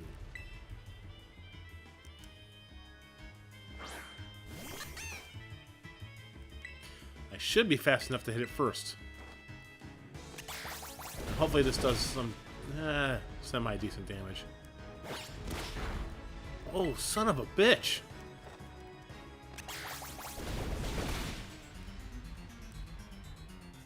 Okay, good. I'll take the critical hit.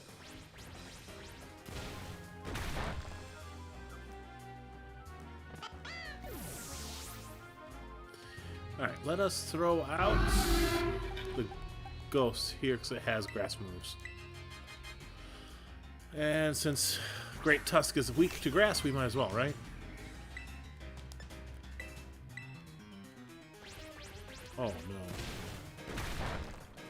And that fucking sucked. How'd you kill a ghost? With a tantrum. Oh wow, you're weak to all this shit too? Are you a fighting type then? As well? Please be faster than he is. I named my Flitter Carrie because I wanted it to kill things with psychic powers, and it made me think of the movie Carrie, so there you go. That's why its name is Carrie.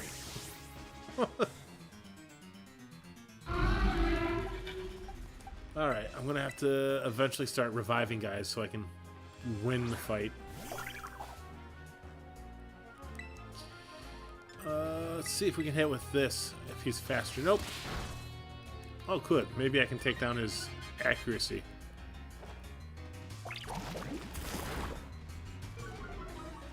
Oh, his speed? Okay, good. We'll keep your speed down. Time to start reviving guys.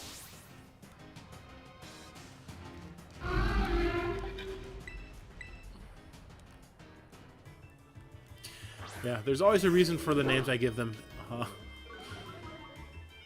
Even if they're not great names. Alright. Let's see.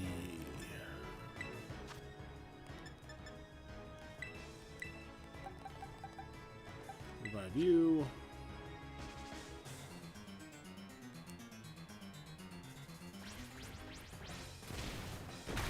He might live? Yeah, so he might actually live. So, let's see if we can't paralyze him. I didn't think it would work, but it was worth a shot. Crap, he might be faster than Dandy now. Oh my god. I might lose this.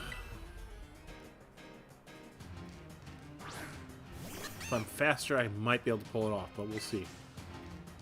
Alright, let's find out. Roll the dice. Not faster. Oh! Haha, bitch! I'm gonna hit you. There we go, I win.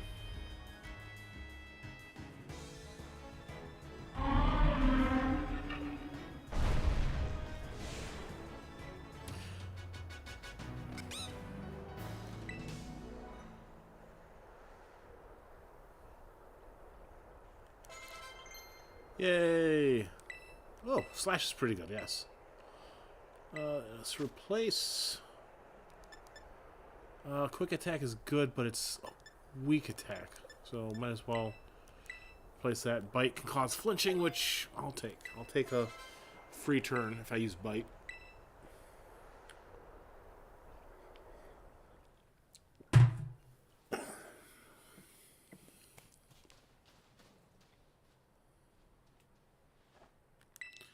Alright, what do we got to tell? What was that thing, though? I kind of feel like maybe I've seen it somewhere. Yeah, you probably have. It's new evolution, so I'm sure you've seen it.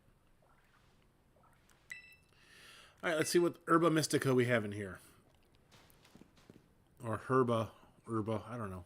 Pronounce the H, don't pronounce the H. You do you. I don't pronounce the H.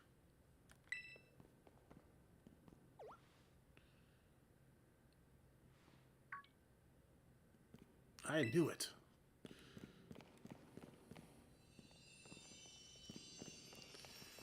Yeah, so he'll make sandwich out of this herb. And I'll feed it to my guy. Alright. Super... Oh, the sour Herba Mystica. Okay. The first one was bitter, this one is sour. Alright. Sour Herba Mystica is a chock full of nutrients, great for boosting overall health. Perks you right up. Okay.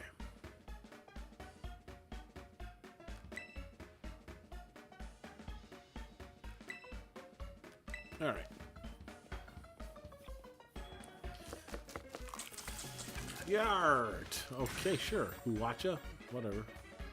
And Bob's your uncle. No? Well, actually, yes. I have two Uncle Bobs. I feel like you're doxing me, buddy.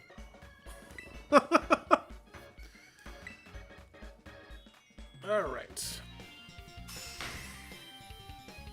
Another Titan down. So 2 Titans, 2 Gems. And I'm just going to shove that through my helmet. Or not. We'll feed. So every time I have a sandwich, this guy comes out looking for it. Doesn't like the one my mom made. Every sandwich that this guy's made me, the special ones, the one he made me at school, he begs them for him. So I just keep feeding him sandwiches.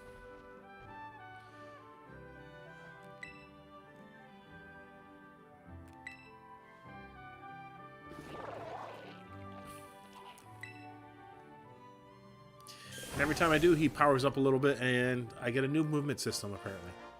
So, originally, he just ran. Now he can swim and glide. What does gliding do? Is that like fly?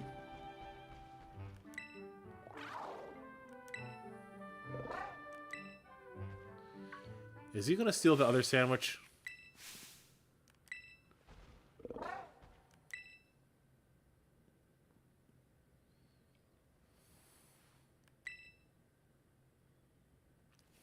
Alright. Am I going to learn who you've been secretly talking to?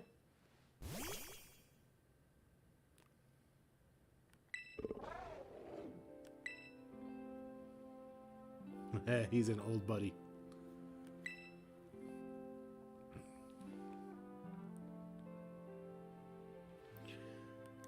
Ah, so he's trying to help his doggo out, apparently.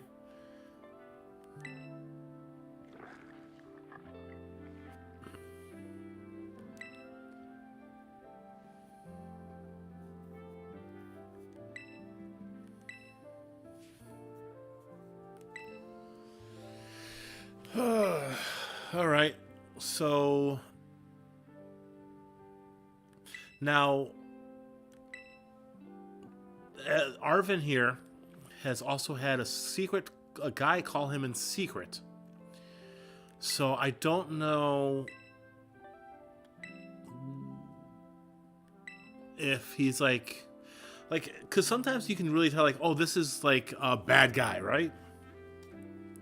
But this game so far, they've introduced you to 3 characters that could be like the bad guy, right? You've got someone who's obviously the former leader of Team Star, who's called up and told you, like, I want you to go beat Team Star, the like evil group in the game, kind of deal. Like they're a bunch of delinquent students, right? Go beat them up and get them back to school.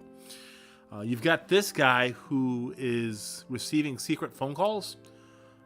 And then you've got the head of the school who, like, he's helping me beat up Team Star, but seems kind of sketchy too, you know? I don't know.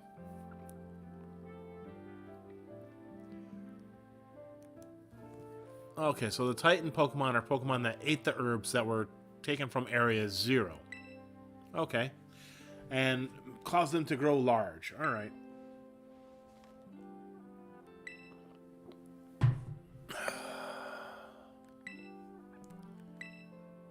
Okay.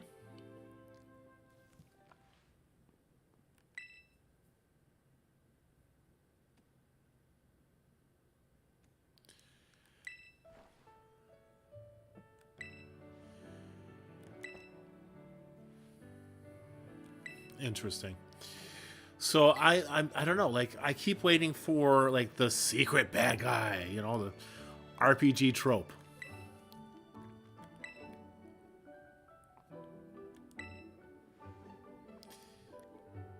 Now, I am looking forward. There is a Pokemon that was advertised that I like. Some of this I've actually done pretty well at not seeing what the new Pokemon are, or what the story is, all that kind of stuff. Like I've managed to avoid a lot of the spoilers. I've got some guesses, of course, right? You know, normal RPG game trope stuff that you look at and you're like, I can kind of imagine this. Sada is his mother. Okay.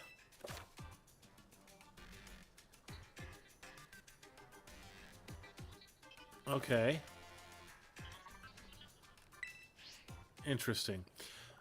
Sada's the professor in this game. I haven't run into her in person yet. So we'll see how that goes. Alright, well, let's oh, that's kind of boring. Whee!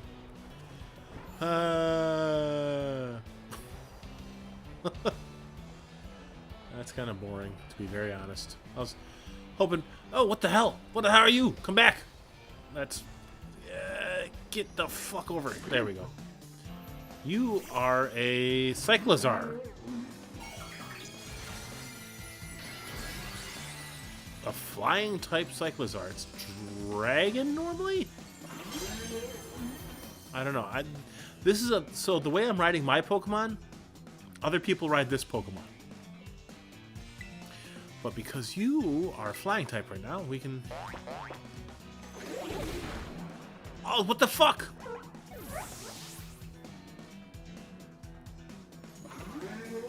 That is some bullshit.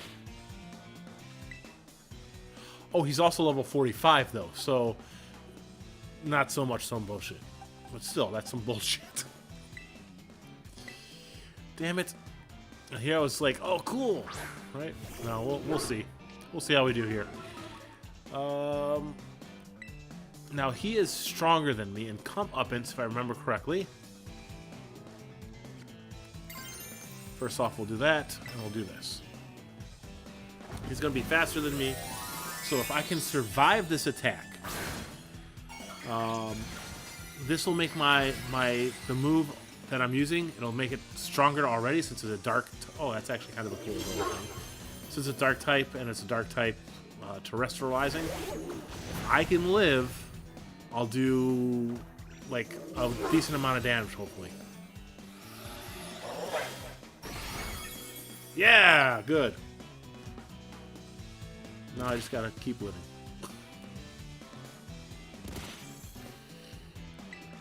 Do I have quick attack? No.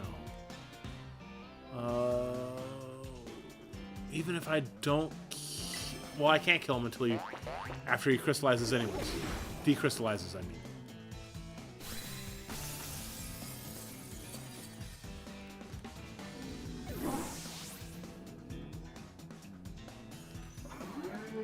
And I can't capture him while he's in his crystal form.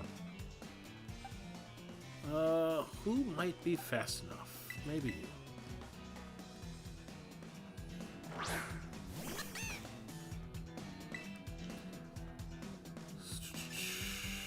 We'll hit slashes with one of my stronger moves at the moment. Live, live. Okay, good. Oh, it's a grass type move. Haha, bitch.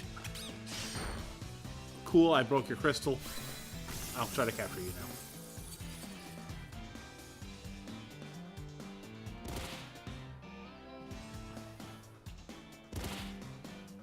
You know what's funny is a lot of the commentary I'm making right now is the same commentary I make even when I'm on my own. Like, I'll make fun of the Pokemon. Like, gotcha now, bitch, kind of deal. Don't know why I just do. Part of it is I got used to talking like that when Kiddo would hang out with me. Wow. That's not cool, man. When Kiddo would hang out with me, because it made her laugh. Ooh, you might pass out before I have a chance to capture you. Which, what's up? Let's see. I guess we'll just try the nest ball.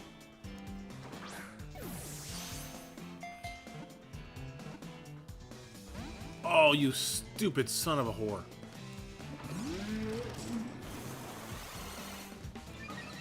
That's a cool looking animation. I actually kind of like that one. You're gonna die on the next turn if I don't capture you.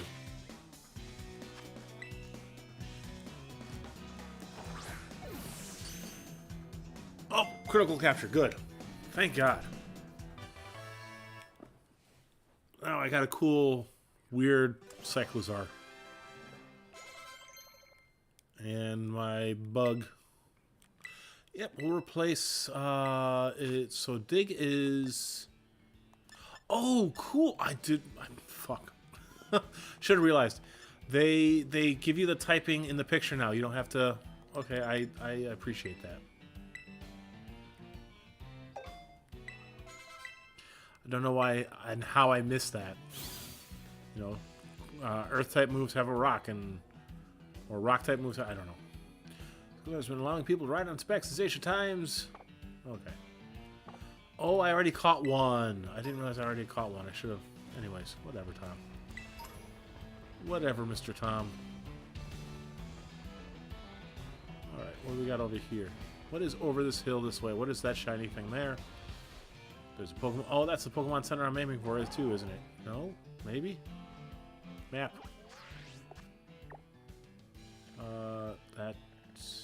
That is. Okay. Might as well go here and then go try and take out the gym, I guess. Since I've already caught all these Pokemon. Except for what the hell? There's a sand tentacruel? Okay, I need... jump!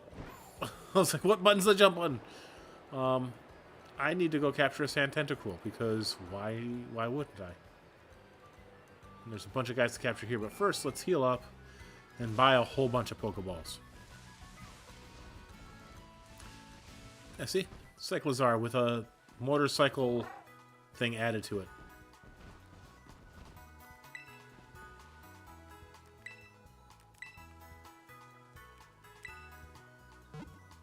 So, playing Pokemon Go, I don't know if you've picked up any, but sometimes you can get TMs, right? Technical machines.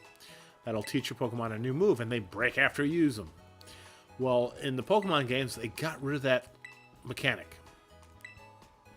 Your TMs became permanent. Like, you use it, and you could reuse it, and reuse it.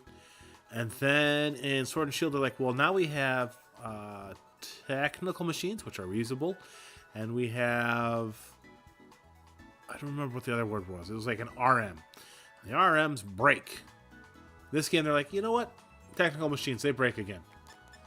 So now the way they get around that is because you could use them to teach your Pokemon like moves they normally wouldn't learn, like Psychic. You know, you might have a Grass type that can learn Psychic, but if you don't want to breed it into it, you could teach it via TM. Well, the way they get around it now is you can craft the TMs. And for the most part, if I have it, you learn the recipe for it. Some of them you're given early as like a gift, like, oh, here's a recipe for this TM, right? Like this one here. I don't have it, but I have the recipe for it. So stuff like that. But I kind of like that. I kind of like that it gives a reason to... I already got all you. Dude, what kind of deerling are you? You are... I think I already have you. No, I don't. You aren't the pink one. You are autumn form, I want to say.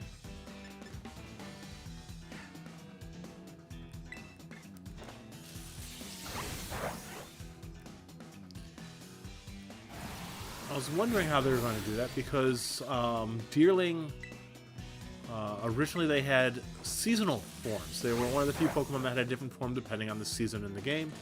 And they were introduced in Black and White, Gen 5. And they would get a different appearance depending on whether it was winter, summer, fall, autumn. Or winter, spring, summer, autumn, right? Kind of deal. Whatever. Way out of order on that, but...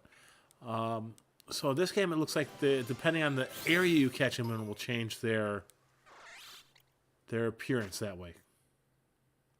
Yeah, this is autumn form, right? And I already have a spring form.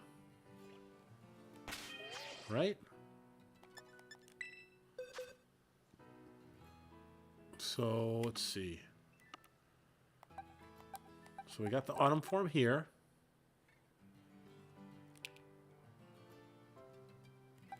And then nearer to the start should be the other one.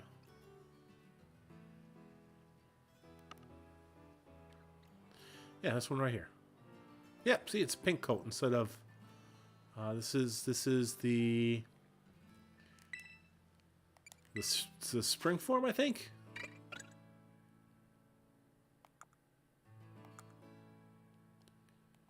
doesn't tell you in this? Thanks. I think this is spring form. Cool. Yep, see that has an orange coat, but the one had a pink. Cool. I'm glad you can get the different ones without trying to figure out season things.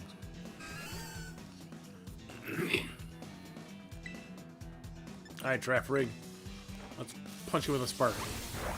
Draft Rig is a psychic type. And its name is the same forward and backward. I don't know why I think that's amusing, but it is. This shouldn't kill you? I think so. Well, cool. I will catch a different one. Right. I don't think Draft Rig's been available in a Pokemon game for a while. Maybe in the remakes for Diamond and Pearl? But before that, you could... When was the last time you could capture them in the wild? I know they're not in Sword and Shield. Not in Arceus. They're in this one. I don't remember. Maybe it was just Diamond and Pearl the last time. I don't know. I've been having fun seeing Pokemon that I haven't seen out in the wild, so to speak, for a while. In a while. Oh, come on! Great, cool. You're faster. I don't give a shit.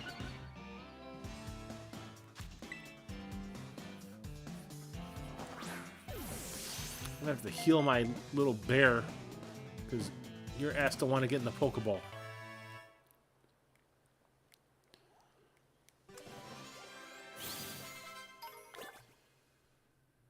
Alright.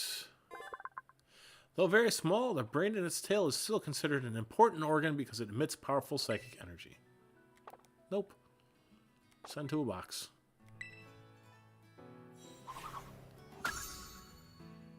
Oh, there's Deerling right there, 190. Alright. I don't think I have you yet, do I? We'll find out right now. I'll pop it and fight it. Staravia! Do I have a Staravia? Show me its name. I do not, and hopefully this doesn't kill it. Oh, good. But... Oh, nice! It was caught off guard, so it's easier to capture. Cool.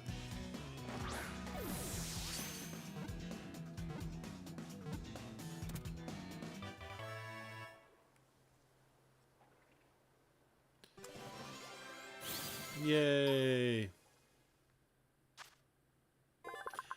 And then what's also nice is they each, kind of like how they do with Pokemon Go, where it's like, oh, you transfer an evolution, you still get the base, you know, Rattata candy instead of a Raticate candy kind of deal. So in this game, you get Starly Feathers. Starly is its pre-evolution, so that's nice. Don't think I need... I actually probably do need you, Flaffy. But, for that. One of the Pokemon, I don't use it, but one of the Pokemon that I actually really like, creativity-wise, is Nacli. Nacli? I don't know how to pronounce his name. N-A-C-L-I, right? And the reason why I like it so much, this guy here, it is the Rock Salt Pokemon. N-A-C-L. Sodium chloride.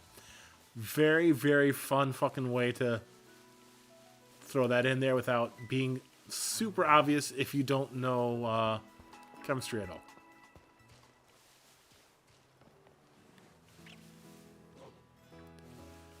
Where'd you go, Fluffy? Alright, let me see.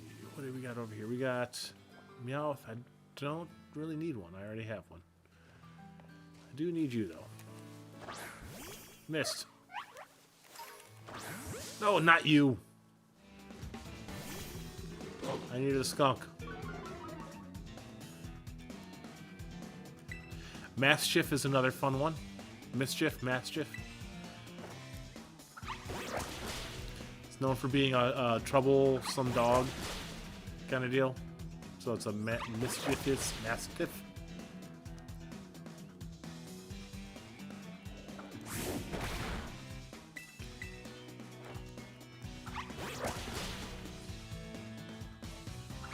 Part of the reason why it's so troublesome is it doesn't like the fact that its face looks sad instead of aggressive, and so it's known for being aggressive and troublesome.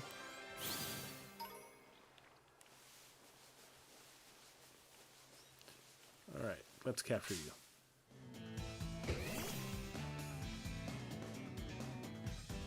Oh, look, there's Flaffy over there, and there one of the cyclists are.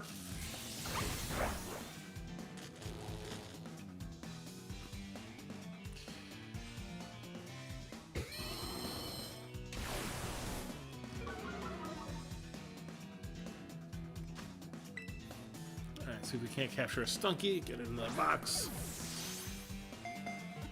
What's in the box? Which one box? 1, 2, 3, 4, or 5?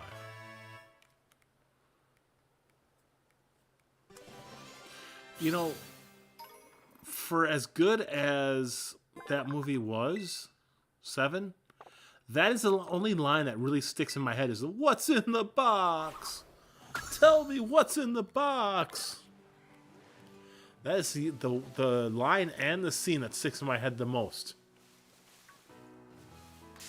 When they're out on the road kind of deal, sitting on the side of the road.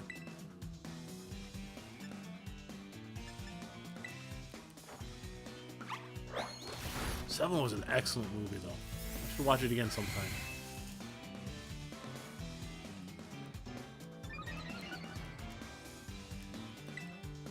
I mean, I still remember enough of the basics of the movie, right? To be like, you know, I remember Glutton, I remember Lust, all that kind of stuff. Lust was fucked up, by the way. But like I said, the scene that sticks in my head though is that when I think he was trying to make him what? Wrath, I think.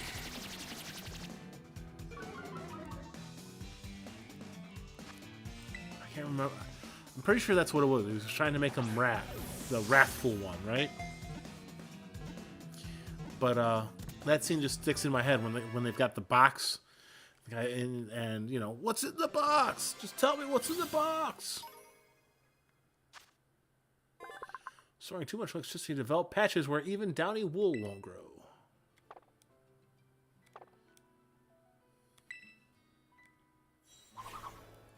Yeah, Taurus, the bull Pokemon, is now regionally black in this area. Which makes sense because I think there is black bulls in Spain. So, very cool attention to a fun detail there.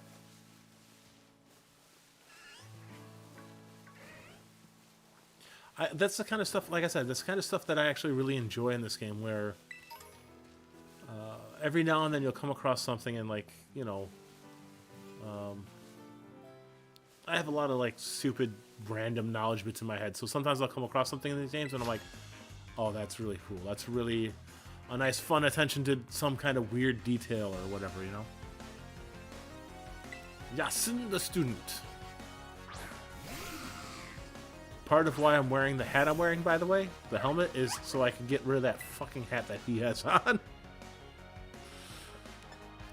Alright, so Paddle Sand is a ghost type, so dark type moves are super effective.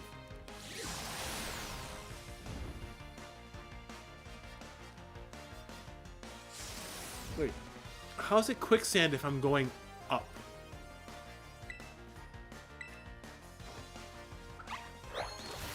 Okay. Maybe it's just so quick it lifts me off the ground. Masquerain? No, actually, Masquerain is bug water? Bug flying? Bug flying. So electricity attacks will do really well against it.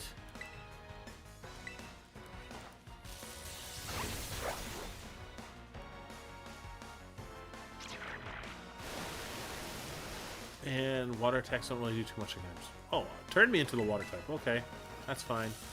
This means I lose stab for this one round. Same type attack bonus. I've always loved that. I always loved that little. That's not an onomatopoeia. It's can't remember. All right.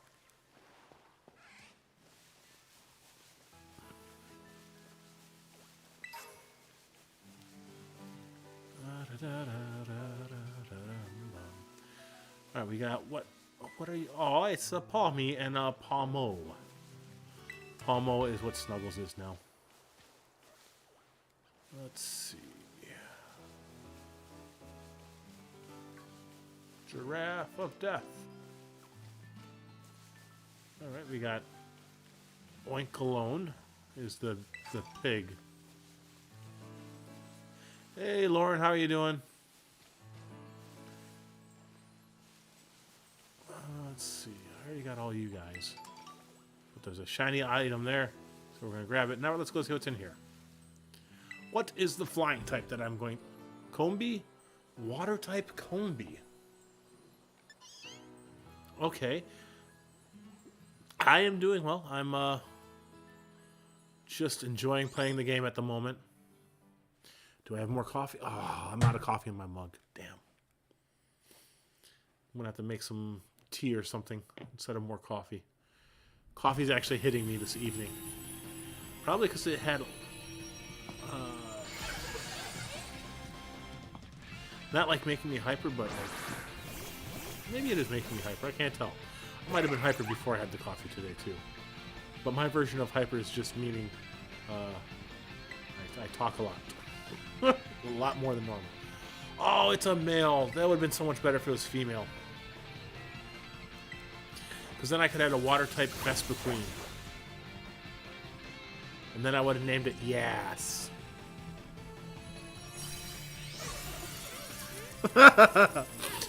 And I would have laughed every time I put it out into the game.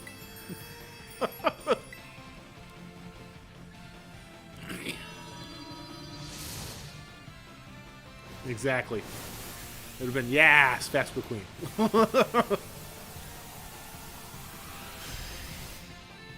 And my daughter would have given me the look every time I put it out, too, because I would yell its name. Just like she gives me a look, like I didn't realize it until I tossed it out at one point and it said, let's go. And I have a Pokemon I named Brandon. It's Brandon the Bramble, because it's a tumbleweed. And I think the Pokemon's name, if I remember correctly, is like a Bramble. And so I named it Brandon. Brandon the Bramble. So when it goes out, it's let's go Brandon. I'm like, oh God, no. But at the same time, I'm like, ah. And it's the little things in life that make me giggle and have a good time.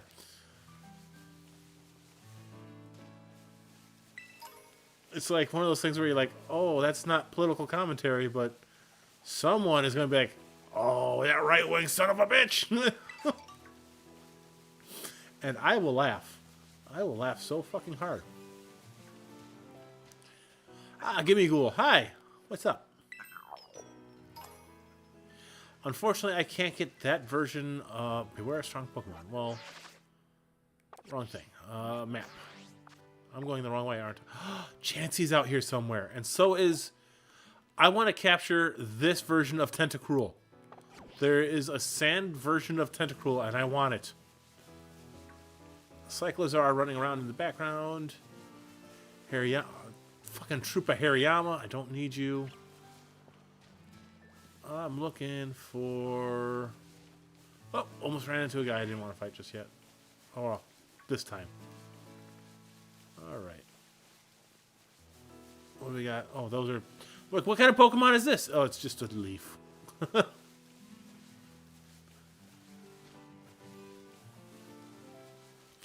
Now,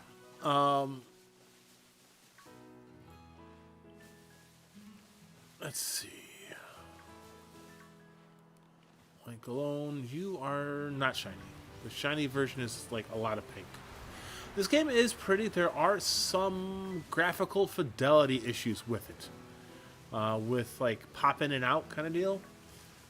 Sometimes the animations for some of the characters, and you son of a bitch, some of the characters in Pokemon, when they get further from you, kind of get a little frame slips. You know, so they look more like old school cartoons in how they move rather than smooth, you know, movement. But overall, the game's not bad. The graphical issues of shadow popping in and out and texture popping in and out it sucks, right? You don't want to see it, but overall, I'm really enjoying this game. There's a lot of stuff to do in this game, and I'm not talking about just quest-wise, right? Like,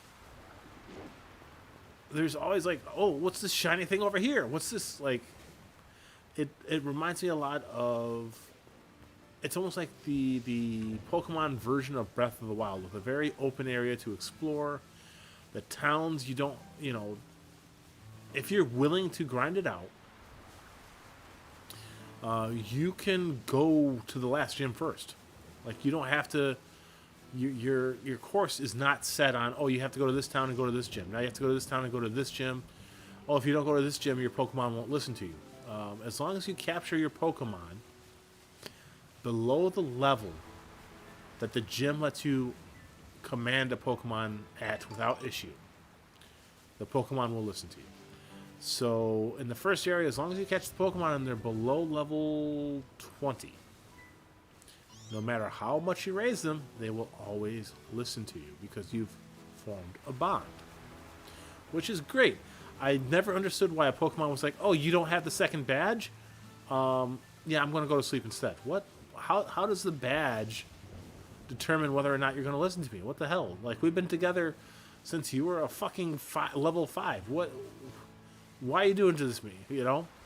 In this game, they're like, yeah, that didn't make sense, so we're going to change it up. I like that. I like that change. Cool. Well, you've got a little Applin. Yeah.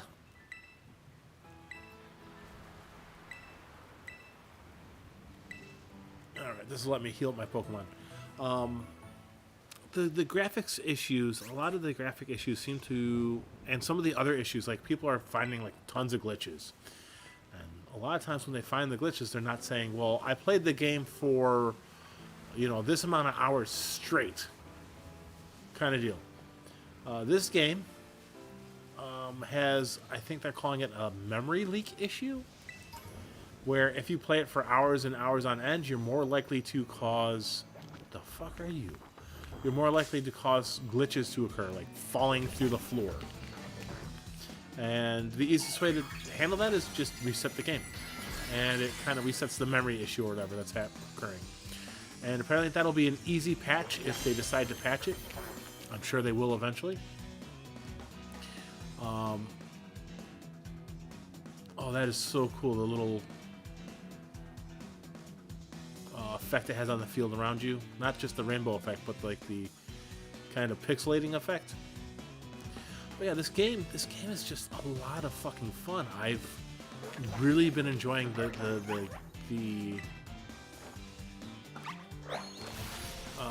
exploration in this game a lot more than I have, you know. Yeah, it feels like what happened was they bit off a little more than they could chew, and so they released the game. Oh, I didn't want to kill you, I wanted to capture you. How'd you die, you stupid... Okay. Fine. Whatever. I didn't want you overall. Okay. He'll probably come back at some point. the I was not paying enough attention is what happened. I was like, oh cool, I'll just beat him up and he'll break and I'll get him. He broke and then he broke. The hell? Fire type. I haven't run into a fire type crystal yet. Interesting. So that is a new Pokemon that's like a oh no, you're fine. Honestly, I am not upset at all. This is I can evolve a Pokemon, I can capture a Pokemon, I don't care. It's not going to kill anyone, especially me, to not have a Pokemon. But this is very interesting. So this Pokemon that is there is actually a water type normally. And when it terrestrializes, the Terra type makes it a fire type instead. Do I have anyone that's good against... actually, Palmo might be good. So this is a different version of Diglett. This is a Wiglet, a water version of Diglett. Based on, I can't remember the name what it is, but they're like an undersea worm. But what happens is the typing in this game, the way they work is you can come across Pokemon who, when they Terra crystallize, they smash the words together. Terrestrialize. Some of the Pokemon change their typing. So normally water type, it's now a fire type instead. And they look like little crystals. It's fun.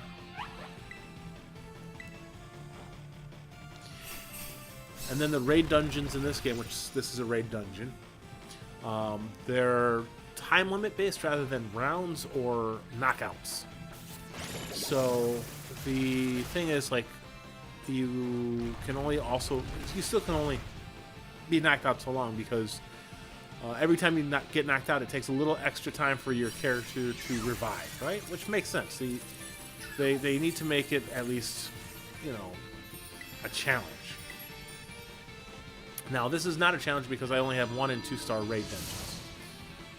And that's like up to level 15 to 20, I think, is a 2-star. And all my Pokemon are, about 10 levels above that, so that helps. But yeah, so these raid dens usually have Pokemon that are different typing than their normal type. And then you get all kinds of fun stuff with it.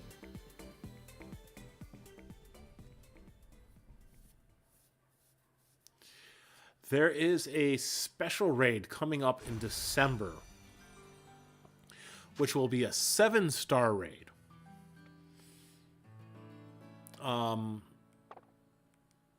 And so hopefully by then I'll be ready for it. But it'll be a special version of Charizard that I think has dragon typing, which will be really cool because other than Mega Charizard, I don't think it's ever had a dragon type. So this will be the second time it's been given a dragon typing, but yeah, so that'll be cool.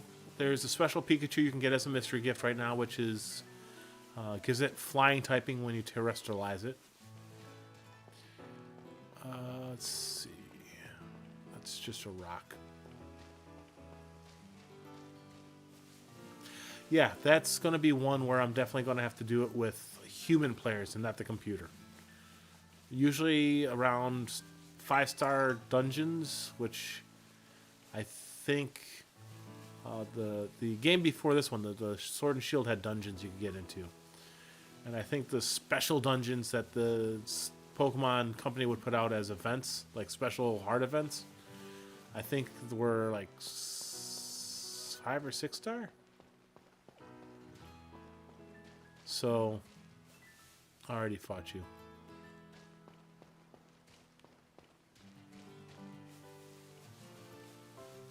So we'll see. We'll see what a 7-star is like.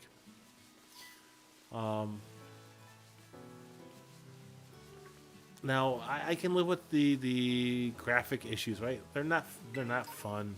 You don't like to see them, but I can live with them. I honestly haven't had any of these glitches that people are complaining about.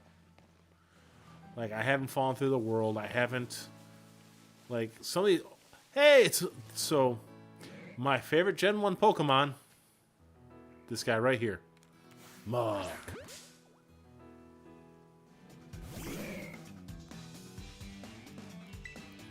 I don't know why. It shouldn't be, but I like it. I loved it. Its Hawaiian version was all kinds of fun colors. I don't know why I like this Pokemon so much. I just do. I don't think Bite will kill you. But it might poison me? No, okay, good.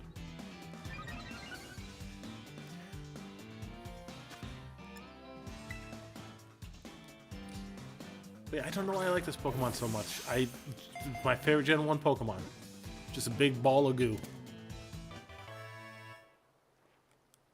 Yay! Oh no, this isn't Muck, this is Grimer. Muck is its evolution. Still, Grimer's okay.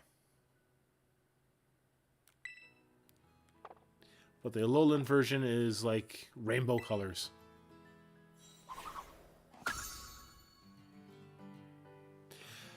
Yeah, I think so. I honestly think some of the glitches that I saw people were being put out before the game was even released. So I think they got an emulated version or a pirated version. So I would imagine there would be more glitches to begin with. Right?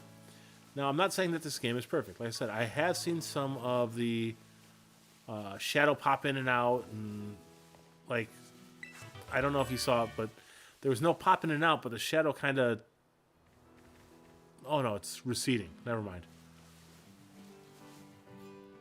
The shadow moves, which is part of why there's pop in and out sometimes. But I've seen that. I've seen some of the textures disappear.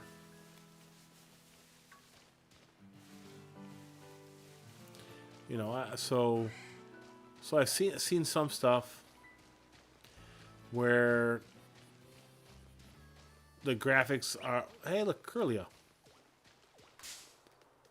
Where the graphics aren't the best, right? Now, I haven't had any feeling like they're game-breaking issues. I don't think this will kill it, even though it's weak to it. But some of the glitches I've seen on Twitter where people are like, look at my character fall through the floor. Or there's a lot I'm seeing... Oh, you stinking son of a bitch.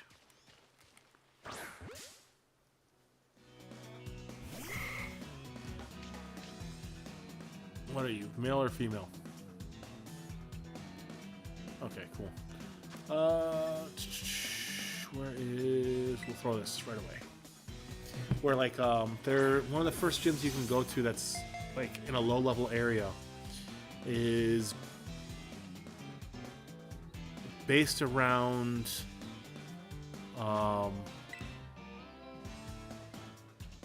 olive farming, right? Which is something that happens in Spain. This game is based around a lot the Spain part of England, Europe.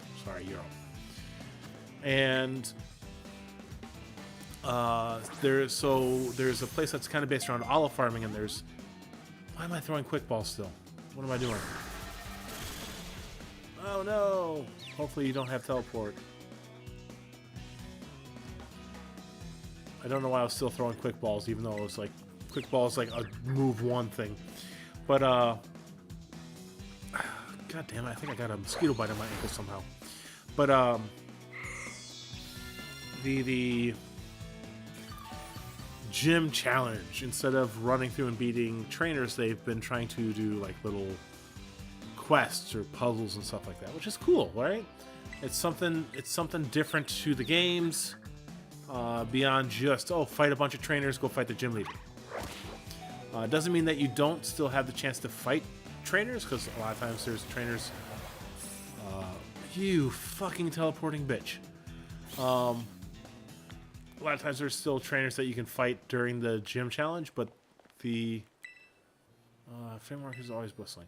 The gym challenge for the olive place is to take and move. Yeah, see, watch that guy. See how he's kind of like herky jerky as he gets further. That's actually the worst I've ever seen someone moving.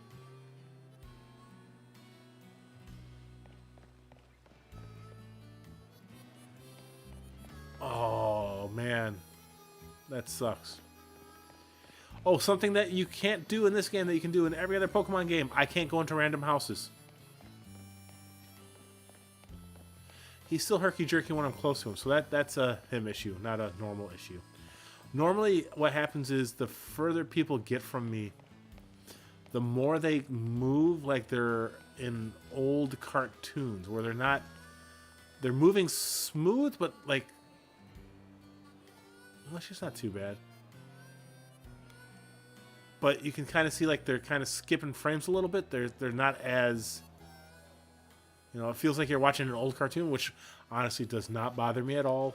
I'm kind of used to that with old RPGs and stuff like that anyways, where, characters that were closer to you move better than characters that were further from you to save some memory space and some power and all that kind of stuff, right?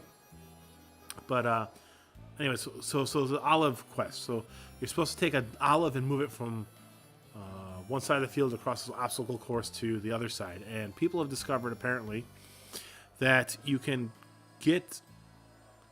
cause a glitch to happen where if you jump on top of the olive, when it's like kind of forced in a corner where normally it bounces, but the field itself kind of has an invisible wall, so the olive can't get out of the play area, which makes sense, right? It actually, bounces. And so in order to cause soft locking where you can't get the olive back in for some reason, they just trap the olive in there with invisible walls, so you can't pop it over the fence. Well, if you get the olive in a corner, so there's two fences, right? And you jump on it using the ride Pokemon that you can get in this game, like this guy here, right? If you jump on it, boop, it causes the olive to bounce. And if you do it just right, your character stays in such a spot that when it bounces up, you're jumping on it still. And so it just keeps rising up. And people are like, look at this game-breaking glitch. I'm like, why would I jump on it in a corner? Why would I even attempt to jump on it in the corner? I would push it so it bounces back out of the corner, And so it's shit like that. Like, people are like breaking the game, and then they're like, oh, look at this game-breaking glitch. I fell through the world when I forced the game to read too many things at the same time, and why would Pokemon put out an unfinished game? You're like, but you forced that to happen. That wouldn't happen on most normal playthrough. Like, most people aren't going to jump on the fucking olive, right? Unless you're like, I wonder what would happen. Can I bounce it out? You know what I mean? Like, that's the only reason why, like, I could see that happening normally, is people just seeing what happens if I do X, right? And so it frustrates me when I see these people like, oh, they look at this game-breaking glitch, where I've seen some people where they're like, well, I have my teammate with me, so what happens if we both jump back and forth on our ride Pokemon real quick to, like, and then kind of force their sprites on top of one another, and then, oh, look at this guy. My guy's all stretched out now. What the heck, Pokemon? Why can you... Well, you just kind of force that glitch to occur, right?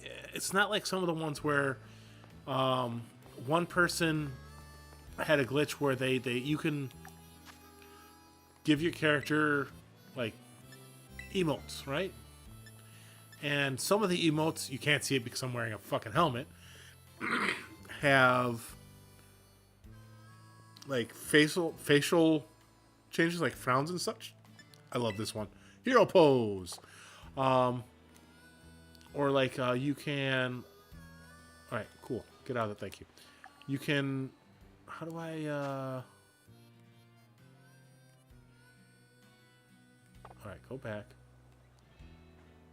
How do I pull out my camera?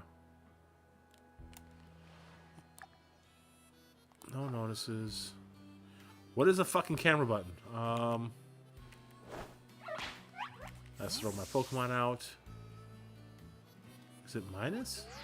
Yeah, no. How do I toss out my camera again? There is a button to take pictures. There it goes. And you can do selfies. And with the selfies, you can change your facial, right? Like, oh, I'm sad. And someone has a glitch now. Has shown a glitch that sometimes when you do this, and you take a photo, sometimes it'll freeze your face. Like, my face might be the sad face right now. I don't care. I honestly really don't care. But sometimes that's a glitch, right? That's not a game-breaking glitch, but that is definitely a glitch where your face doesn't reset to its natural pose, right? So right now there is a person who has been taking a lot of selfies and putting them on Twitter in-game. Who the hell is supposed to wear an assault vest? Because that has to be a trait evolution, right? Item. But there's a person who's playing... That looked funny. That looked so funny moving across the ground there because of the weird hoppy nature of it. But there's someone who's playing the game right now, and they're like beating like the Elite Four, and they're taking a selfie as they go into the next place. And because they've made sure not to force change the face, every selfie, no matter what they've done, is them like, oh, right? And it's fucking hilarious. That's a glitch. But that's somebody having fun with it. That's not a game-breaking glitch. That's not a glitch where you're like, oh, now I don't want to play this game. That's like, okay, cool. Well, yeah. Let me guess. He's... Oh. Okay, I thought he was like, the developer won't let me into my mailbox. Right? So I haven't come across any glitches where I'm like, oh, man, I'm never going to be able to play this game.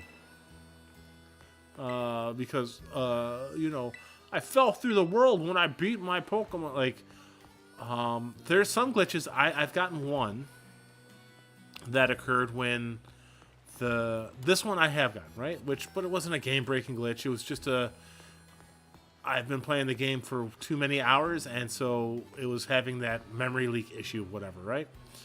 Where I was fighting a Pokemon, and I've thrown out my Pokemon like that, right?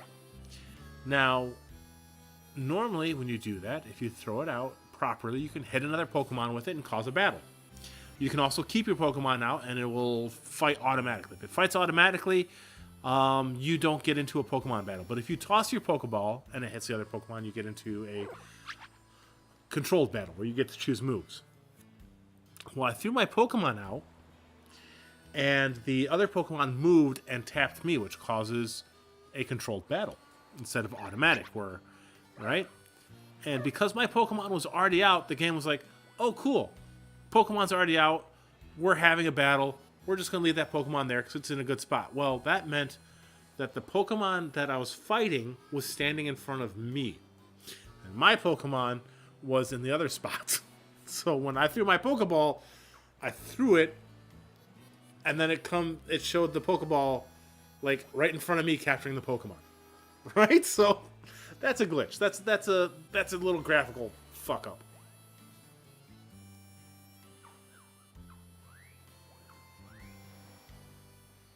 Yeah, those are things you laugh at, right? Those are glitches you can laugh at. And things you're like, oh, well, not the greatest thing ever, but it happens.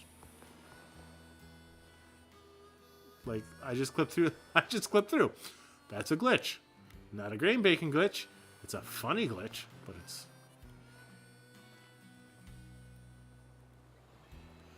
I'm a superhero. Whoa. These are a Pokemon in its evolution, right? And I want this one, this little dolphin. I want it because it's a fucking cute as shit Pokemon. I just don't know where it's at. It's probably in this ocean.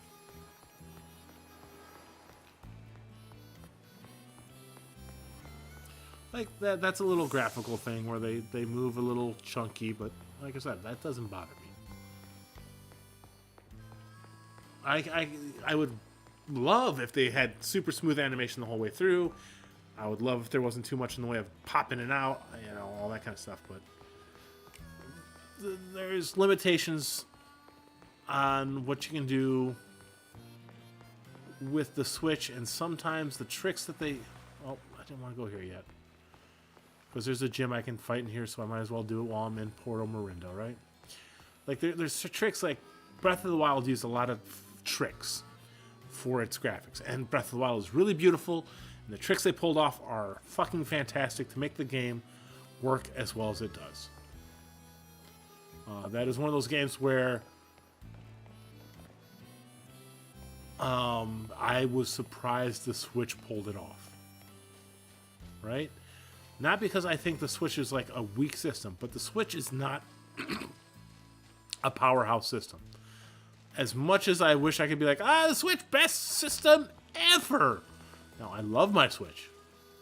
I am really, really glad I have it. It's one of my favorite systems that have come out. Right? Who you the... Oh, you're just... Oh, you're a barker. Okay. It's like, who the hell are you talking to? But you're a barker. You're selling shit. Alright, so... But... So... Oh, these are kind of cool. Little...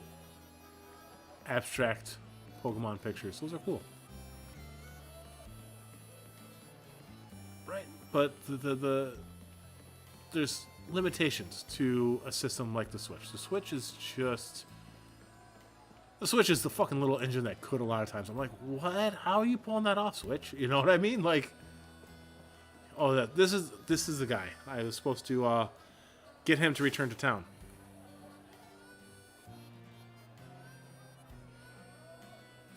Yeah, the Switch is a handheld that you can connect to your TV. I fucking like the... Wasn't your beard blue? I don't know. I have his wallet, by the way. Yeah. And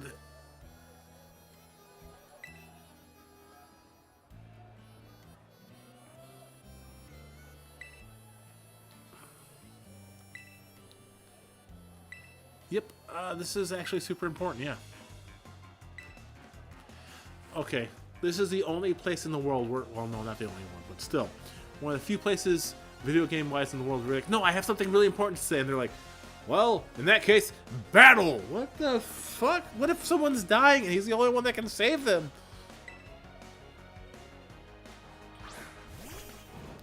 But, so... You know, the Switch can do some amazing things. Right? Oh, fast move. But it is not, like I said, it's not the Xbox One, it's not a PS4, PS5, it's a Switch.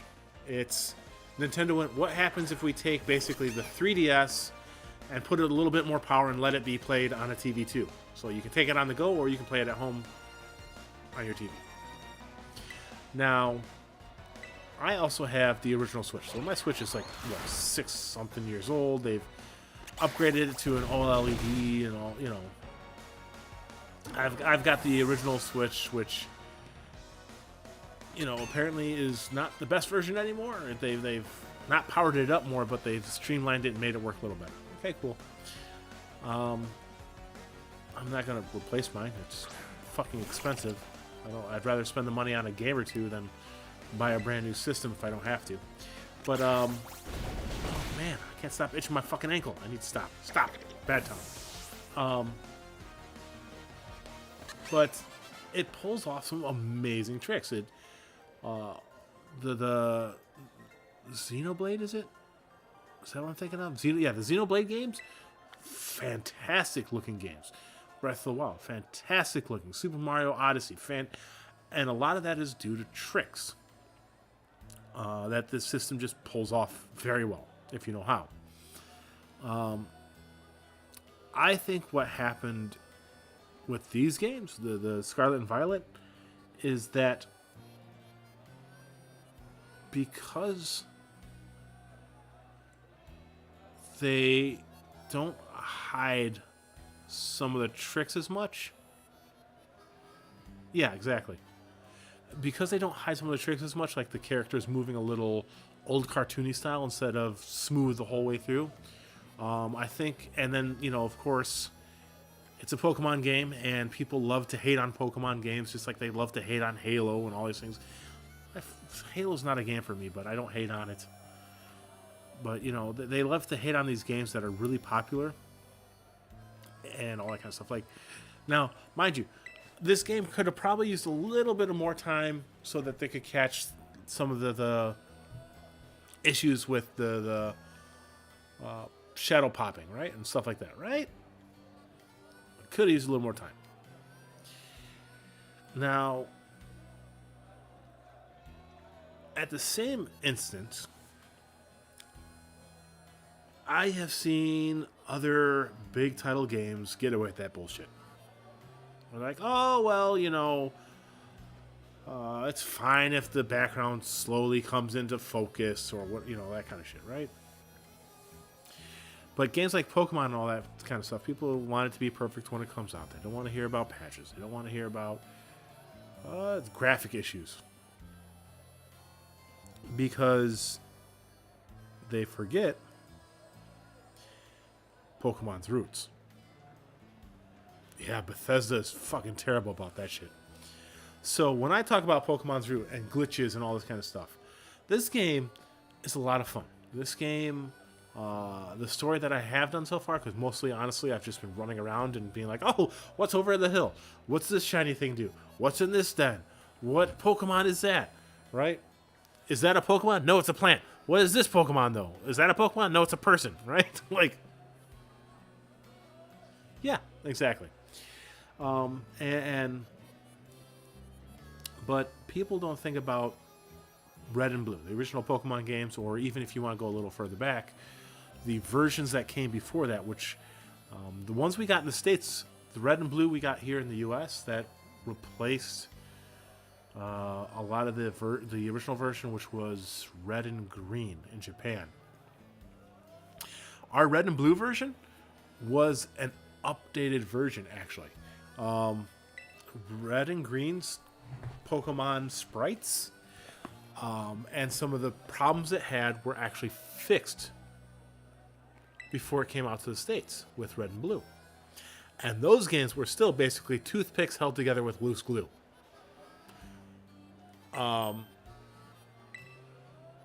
The fact that Red and Blue worked as well as it did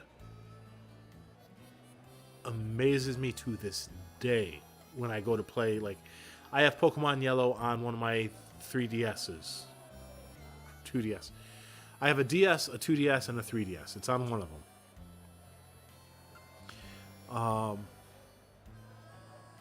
And the like playing it, oh, you can see the jank. All right? You can see like this game should, like, what the fuck? Like, right? And there's some stuff like they got to a point with the 2D versions where they were fucking fantastic. Sun and Moon were the last. Like, this is still 2D, right? But I consider the last of the 2D versions to be Sun and Moon, Ultra Sun, Ultra Moon. They were the last ones put out on 3DS. After that, they went to a more open world where, like, it's not so top down with Sword and Shield and Arceus, and now Gun and Hammer. No, sorry, Scarlet and Violet. And it's a very different feel to the games, right? It's a very different style, in a sense. They were kind of looking at it as we got closer and closer to this generation with a more realistic appearance, while still being very cartoony. But they definitely lean a lot more towards realism now with some of the stuff. Like, it's hard to see too much because I don't really do too much of like getting right on top of the Pokemon. But this game has new models that they use. A lot of the other games they used the older models with just a little bit of buff and polish, right? Sword and Shield had the same basic Pokemon models as the Sun and Moon games. They just buffed them up a little bit, which is part of why people were so mad that not all, like almost 900 Pokemon were in Sword and Shield. I'm like, okay, cool. Like this game, if this game had all the Pokemon, there'd be 1,000 or some Pokemon that you would have to catch, trade, evolve. As much as I love having a full contingent of every fucking Pokemon, right? To the point where now, when I decide to work on stuff for like my living dex is what it's called, where you have one of each Pokemon, I'm now working towards making my living dex having one of each Pokemon, and if there's any gender differences or form differences, that kind of stuff, so I'll have all that, right? So my living dex is slowly expanding to include more versions of the same guys. Well, if I had to still get all 1,000 Pokemon to get a complete Pokedex in this game, I would fucking shoot someone. I would be done with Pokemon at that point. I'd be like, and we're done. I'm done. I don't, like, I usually 100% Pokemon games when I play them. And one of the first things I like to do is to collect all the Pokemon, trade them up. There is, if I remember correctly, at least 1,000 total Pokemon now.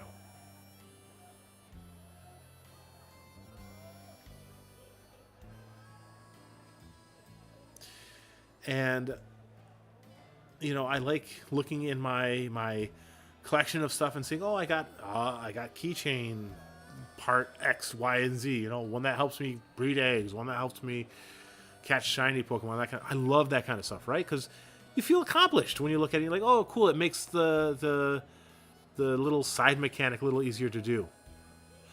Altogether, there's 1,000 altogether. I think this game has 400, something like that, right? Which I don't have any problem with that. That's nothing, right? Because I have in my Pokedex, if I was to open it up, I can't do that yet because I'm in the middle of a cutscene.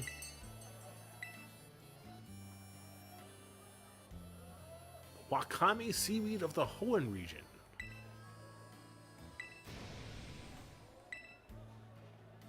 See, there you go. That was a little glitch. He got a little extra fat for a minute there. That was great. That was a good glitch. I like that. He's like, ooh. Anyways, oh,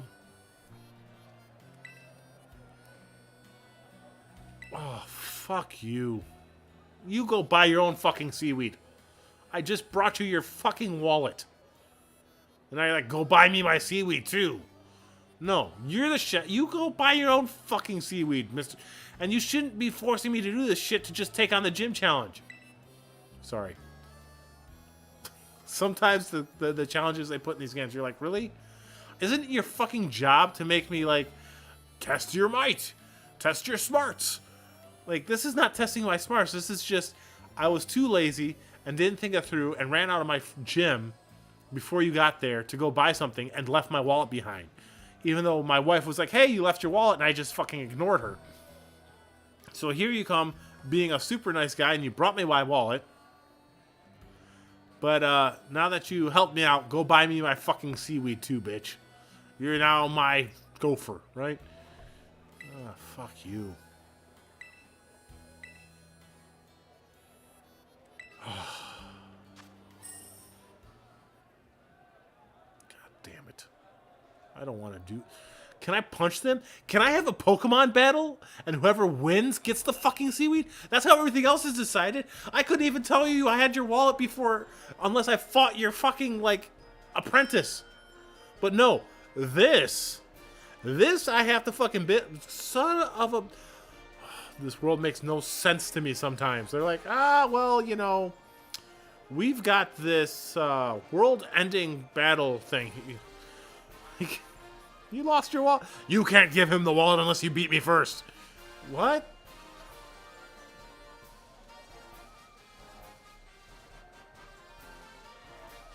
Yeah.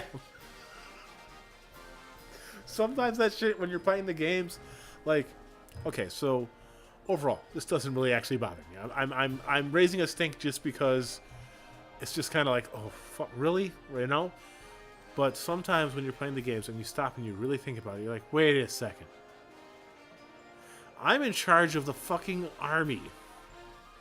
Why can't I send Private Ryan, you know, Mr. I just joined up, everyone gets to haze me to go take person X down to the fucking cafeteria. Why do I have to take the...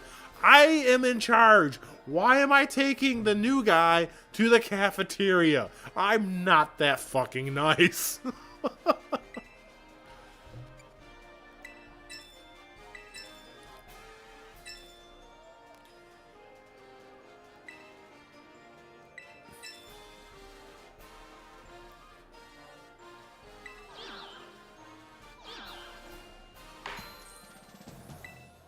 Do I get to keep the extra money that I 15,000, or do I have to give it all? Okay, do I get to keep? Did I get to keep the fifth? Yeah, I get to keep 15,000. Haha, bitch. Anyways, sorry. I don't know why that excited me so much. Oh, that was that's such a weird, like, arbitrary gym test, right?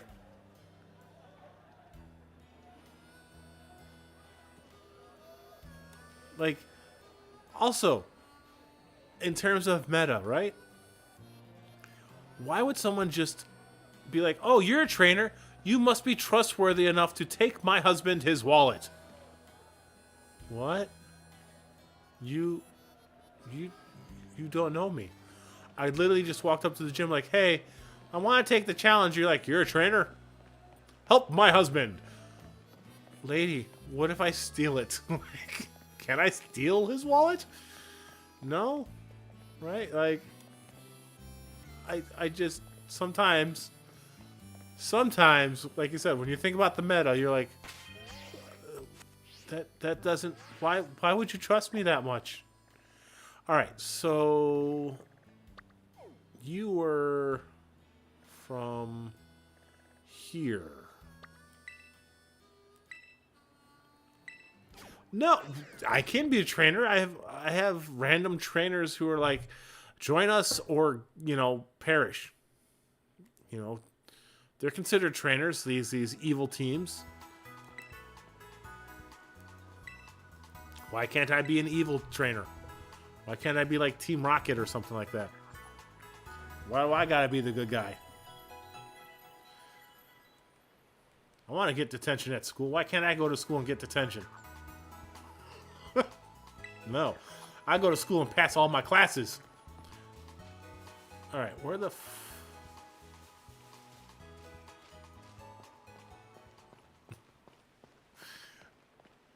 Alright. Now I gotta remember how to find the fucking gym. Oh, something else that bothers me. I can't find clothes that aren't school uniform.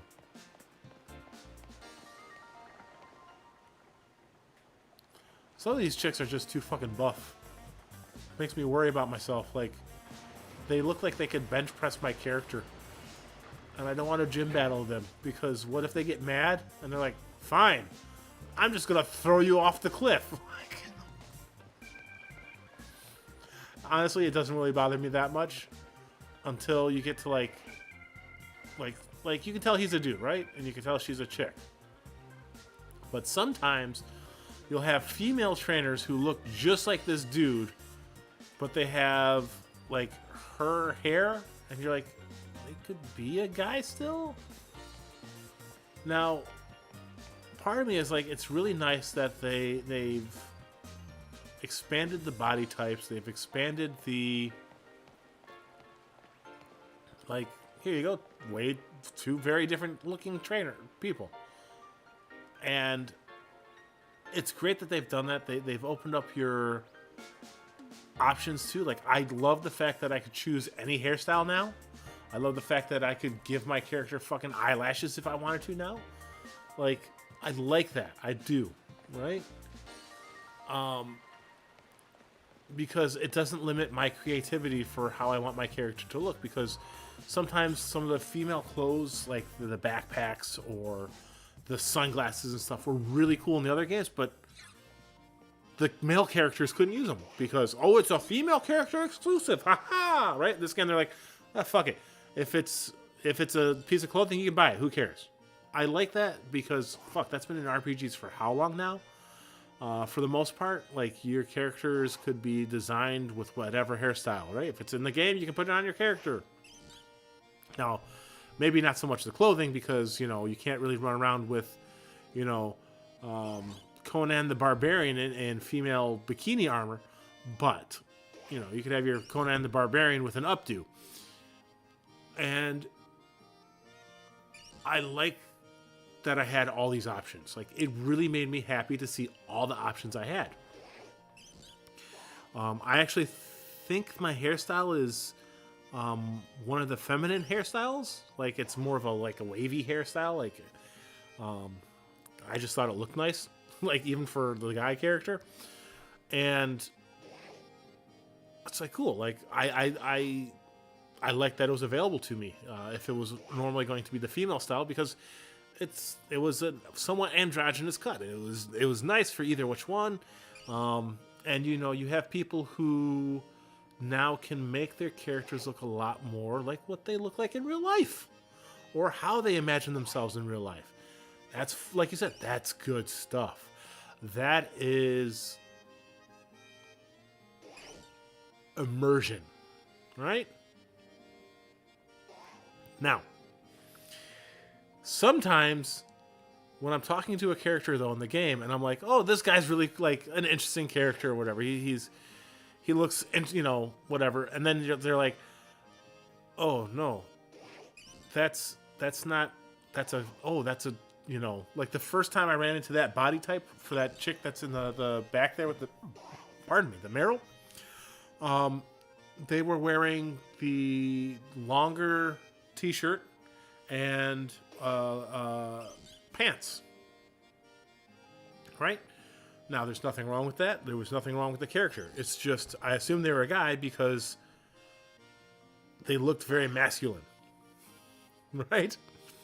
And so I was like, okay.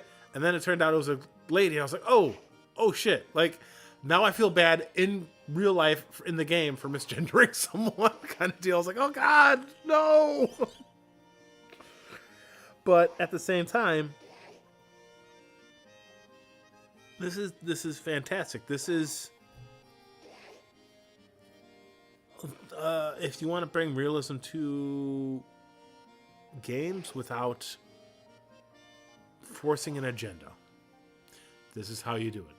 You just put them in there, populate your world with them, give them some variations, right? Open up the options for your characters themselves for clothing and general appearance issues, whatever you want to do, right? And there you go. That's it. You're not pushing any agenda. You aren't going woke. But what you're doing is you're making your world feel more realistic. You have a much more immersive world that way, even for something like Pokemon, right?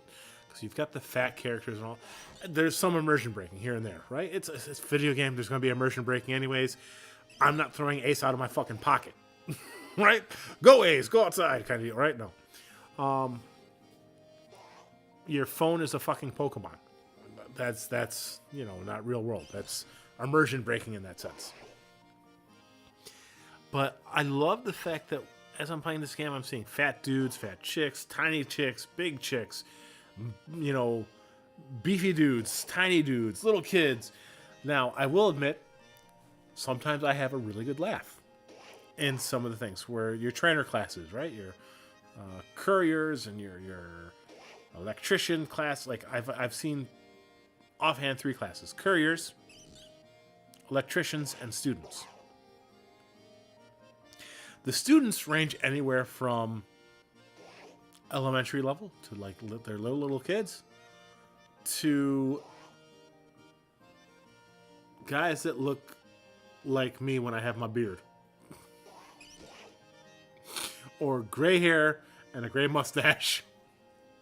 Like definitely an older dude, right? And you're like, you're going to the same school my character is going to because you're wearing the same uniform. And oh, your trainer class is definitely a student. This is a little weird. At least put on the pants and not the shorts. I don't care how comfortable shorts are. What? Like, every time that happens, I have a laugh. One time, though, I ran into a guy who's like, I've been a student for 2 decades. You're like, you can stop now. It's okay. You don't have to wear the school uniform. Like,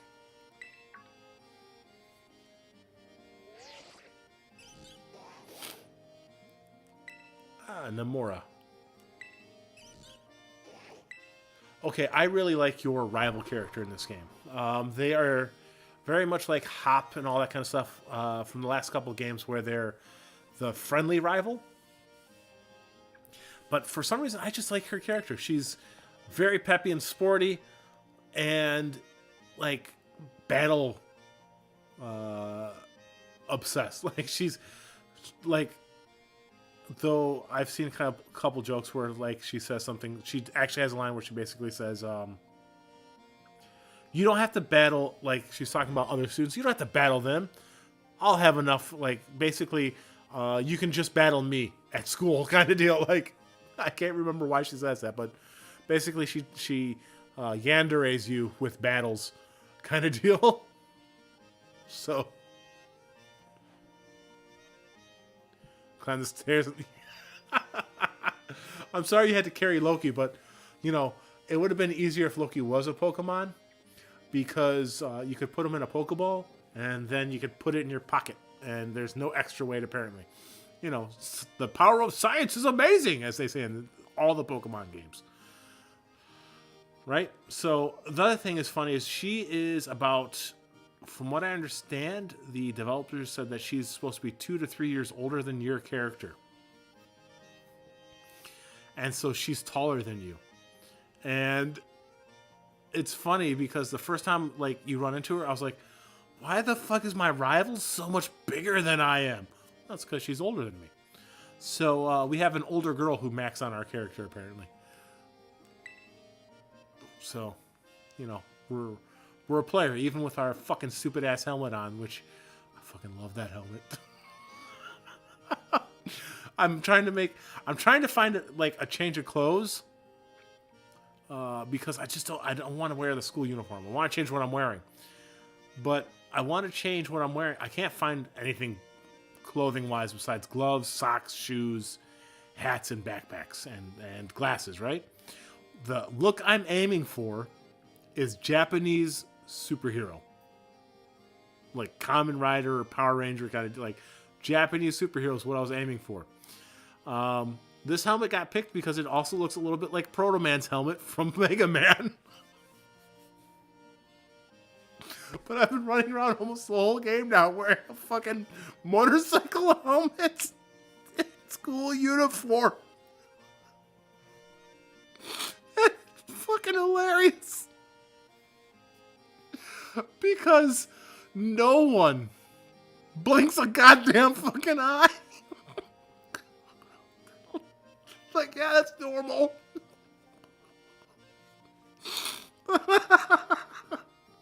And it makes me, like, at first I was like, oh, cool, I'd like her glove, right? Or like, I wouldn't mind wearing a shirt and tie like that with that, like, that cool looking glove on her arm as, like, my part of my superhero look. You could get away with something like that, right? I'm everyday man, right?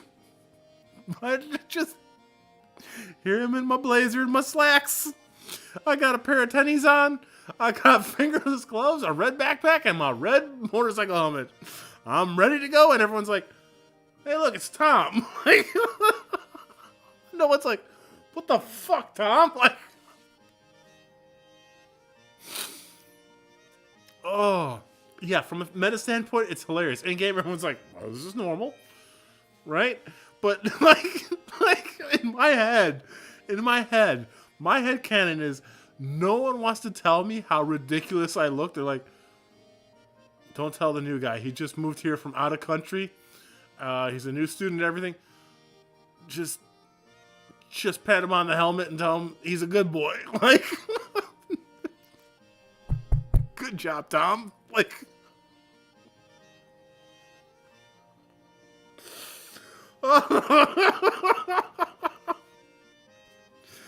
and then our one friend that we have that's like, hey, I'm gonna follow you around. Like, she even mentions that it's not like I'm following you around and going to the gym just before you so I can meet you there, right? She mentioned that at one point. Like, our only friend is a girl who is like, yeah, you're going to only battle me, right? I'm not following you to get ahead of you at the gym so we can meet at the gym. Like, like, everyone's like, oh, it makes sense that those two are hanging out. Like, exactly. What the fuck is wrong with that guy?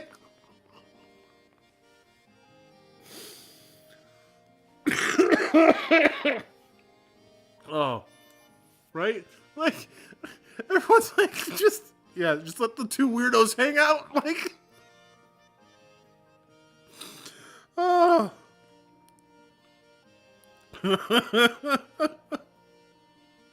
And that's why I love games like this, where you can just do this shit and no one blinks. But in your head, you're like, if you saw that in real life, you'd be like, oh, there goes Tom again. Like,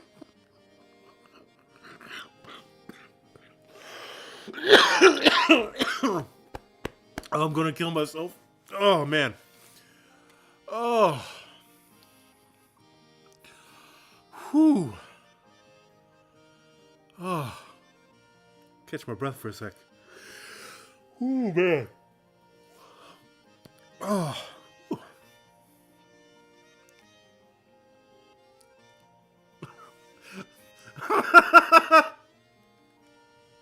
Thank God, Weirdo's not going to sit with us. Where's Nimona? She's with Tom. Oh, thank God. Like, what do you mean? Have you seen them? Tom's wearing a fucking motorcycle helmet again.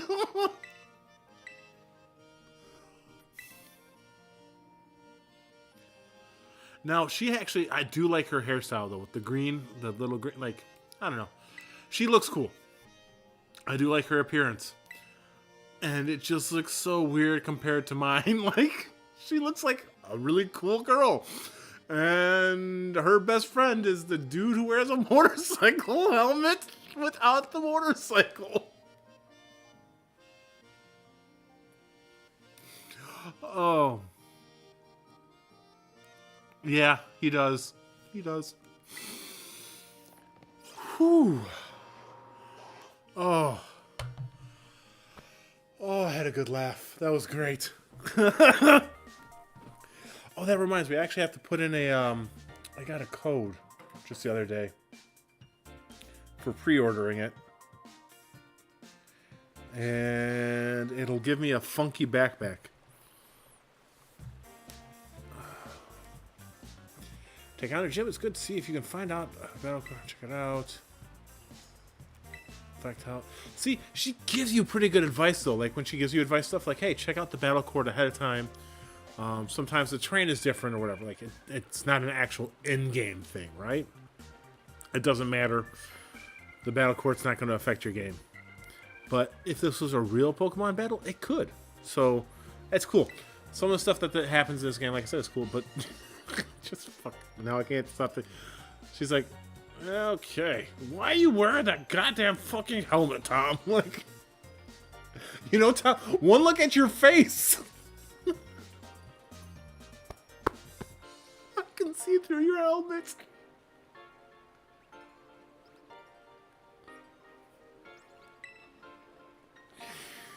Oh, man.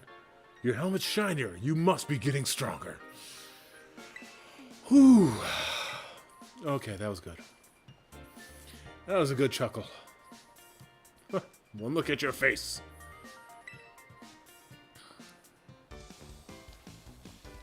Like, I want that glove wrist thing. Like, that's cool looking. I want to be able to wear it. Why can't I wear it? Hey, Rockruff. Rockruff's a pretty good Pokemon.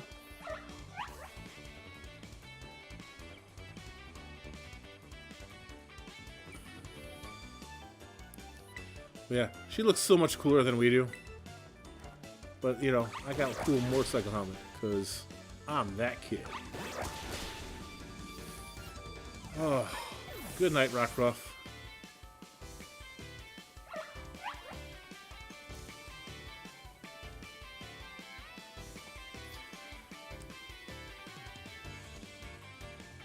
But yeah, I also like the fact that she is a Palmy. If it is fighting type, I can hit it up with Psychic and take it out. Good lord. I think I might have tired myself out laughing there. I was good to go until I started laughing that much. Oh, but that was a great laugh. I'm waiting to see what this thing looks like when it's evolved. So, this Pokemon is actually a Flitter, right? But because it's a Psychic type that I hope destroys everything, I named it Carry. And that's why it's called Carry. Just like Clifford. Clifford actually used to be a big red dog. He evolved and he turned gray. But originally he was called Clifford because he was big and red. And Dandy is called Dandy because dandelions are grass, are weeds. And everyone jokes around this being the weed cat. So it's named after a dandelion.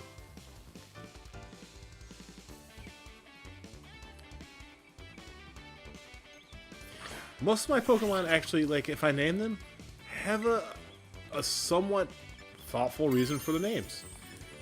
Sometimes it's because I think it's a hilarious joke, but there's a reason behind it.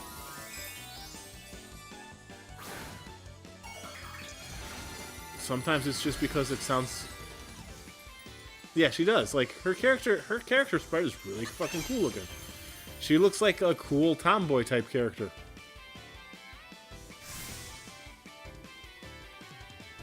You were gonna do it anyways if I didn't do it first.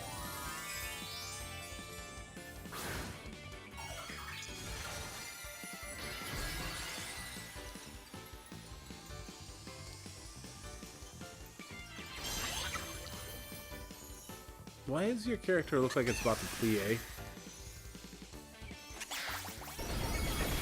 Doesn't matter anyways.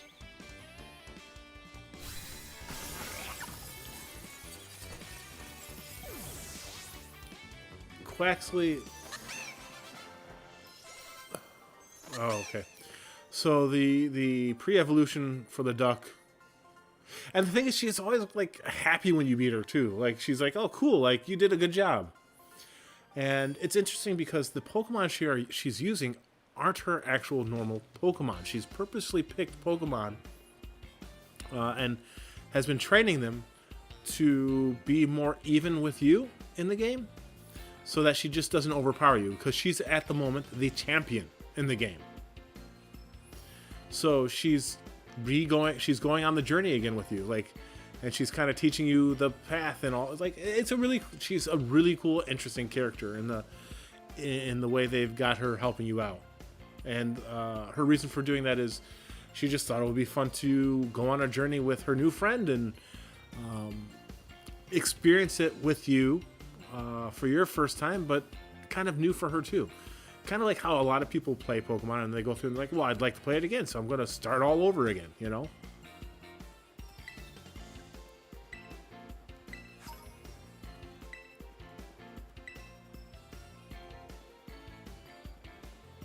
Yeah, see, she's the champion.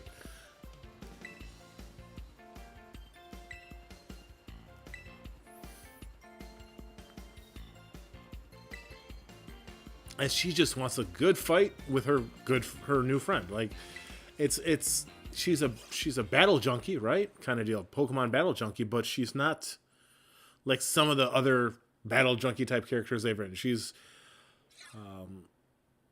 training you up to help you out and to also give herself a bit of a challenge and to do something fun with her new friend. Like, she's an interesting character. Like, if you go beyond this, she's a battle junkie, so she's training you to make you stronger to fight her evenly. Like, there's a reason for it. She's not just training you; she's also retraining herself, and she saw it. She saw it right through it. She told me my face shows her that I'm stronger now.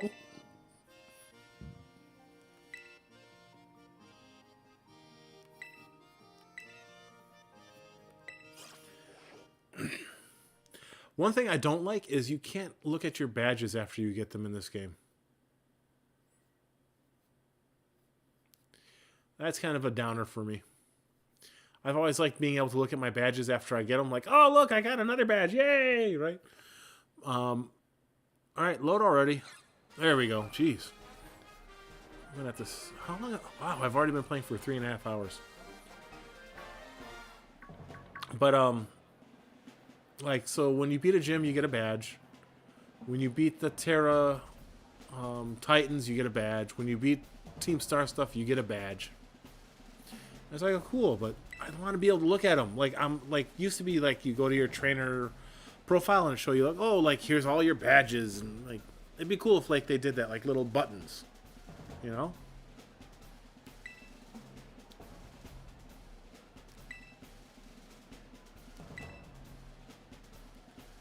Okay. So the town hero chef is also the gym leader. Okay. You can't, and that sucks.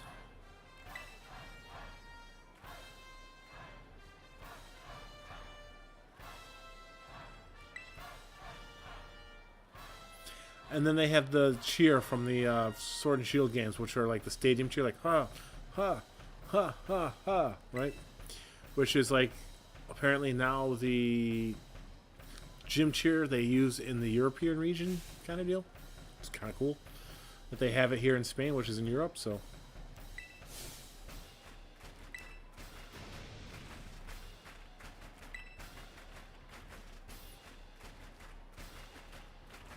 That's dun, dun, dun, dun, dun, dun, dun, dun, dun. Man, he's got some eyebrows.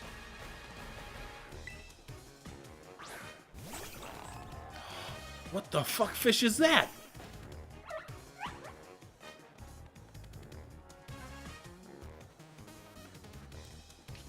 Wow. Veluza. That's a cool looking fish. Too bad I gotta kill it.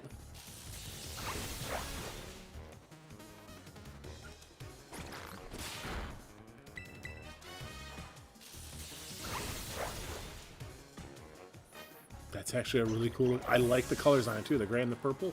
That looks really fucking cool.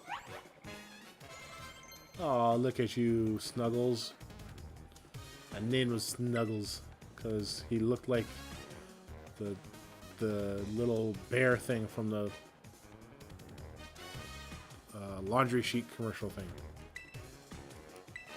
Alright, Slam we can forget.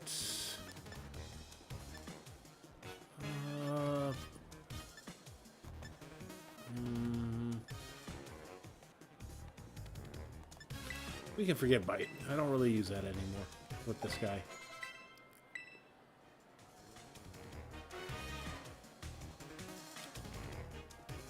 Wug Trio. This must be the Wiglet evolution. Wug Trio instead of Doug. Okay. Interesting, but sure. Sure, I'll accept. I was hoping you'd have a better name than Wug Trio. I honestly was like, they're going to be Diglett, Wiglet, Doug Trio, Wug Trio. And sure enough, I was like, I hope they don't do it, but that's what they did. Wug Trio. Well, good night, Wug Trio. was hoping they would have a different name. Crabominable. Time for a raging tidal surge. This guy's kind of cool looking. Kind of stupid looking at the same time. Oh, he's fucking ice type, isn't he? We'll find out. Here we go. We're going to find out right now what typing he is, because he's going to... His major type, he's going to be showing when it's this Terra type here. Because I doubt he's going to have like a specialty Terra type. Water. Okay. So is he water ice? Or is he water fighting? I can't remember. Water fighting.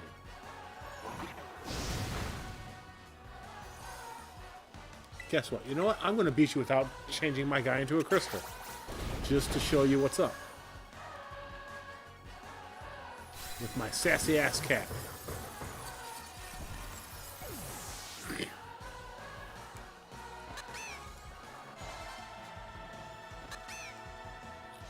I wonder if this cat evolves at 35 or 37.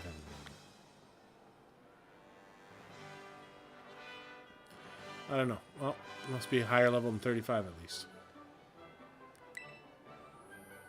Magic comes to you. Flopping around all willy-nilly. Blah, blah, blah. The other thing is you get a fun picture when you get your badge. But you can't look at the picture either. And that kind of sucks. Like, there you go, right? Like, that's a cool little picture. And a fun little badge. But I can't look at them. You can't go home and look at them. I don't think they're in your dorm room. I haven't been to my dorm room since then. Alright, so Pokemon that I catch in the wild up to level 35 will listen to me regardless of what level they become after. Okay. Also, the other thing that happens is the Pokemon up to level 35 will be easier to catch. Like, it gives me a bonus to catch percentage or something like that. Oh, look, it's another one of the teachers.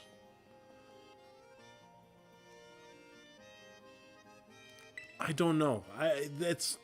So if I'm gonna have any complaints about the game, play-wise, that's my complaint right there. Do you seek to become champion? Yeah, I guess. It's just something to do.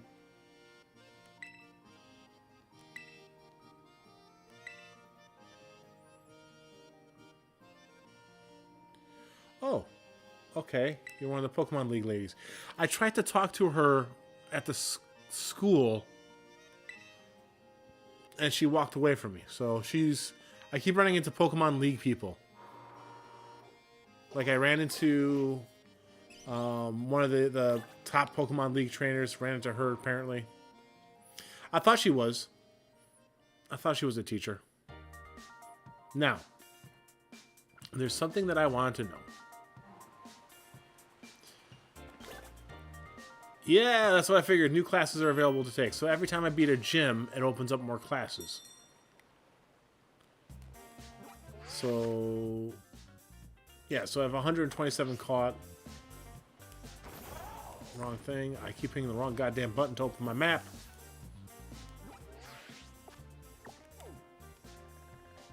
So, I think this is... no, that's another gym badge. Yeah. I don't know where to go from here. There's too much. Okay, so... Whoa! What the hell is this?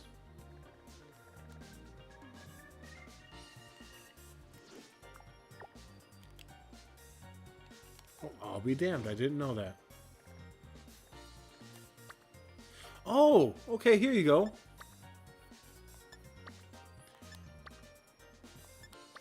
Here's the badges I've gotten so far. Okay, cool. So I can look at the badges at the very least. Maybe not the...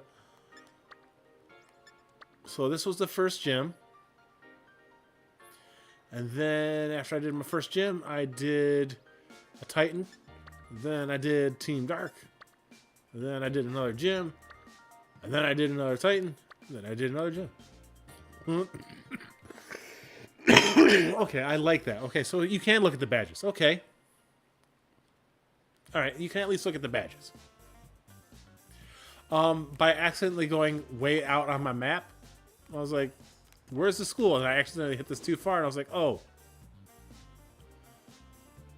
And it shows you your quest that you're on, and I was like, okay, cool. And then I was like, why is this shining? Well, that's because that's where I'm at. And then it showed me 1, 2, 3. I was like, oh, okay, cool. So, like, I don't know who that is, but I can click one of these to be like, oh, I want to go here next. So, like, I could go and try and fight this Titan next, which is actually probably a good idea.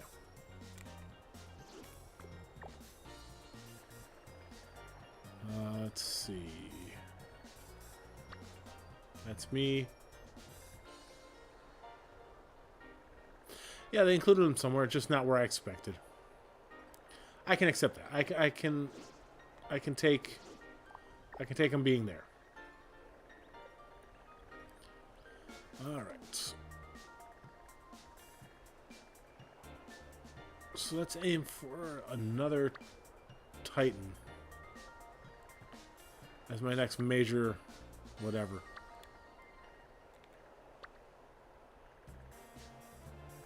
Because these are movement systems.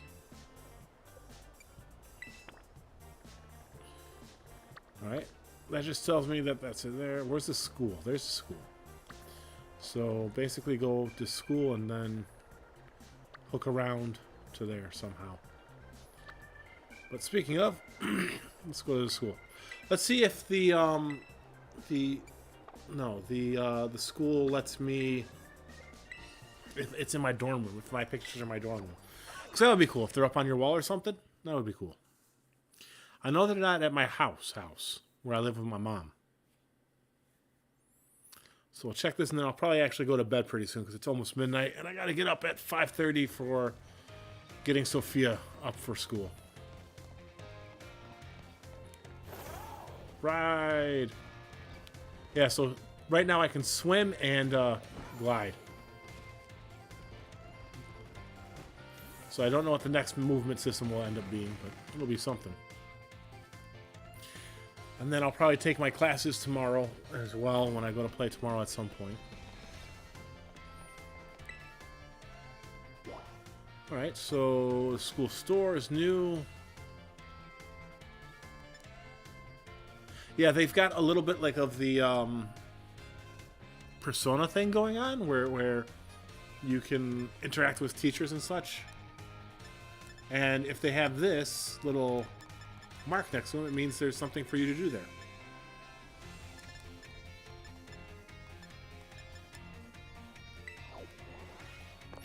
So I'll have to go check out that and see if it updates after my next set of classes too. Let's see. No, my room's really fucking boring. I was hoping it'd be like up on my wall. That would be cool. Or like...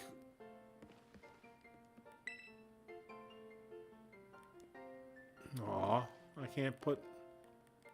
Alright. Can I sleep in my bed?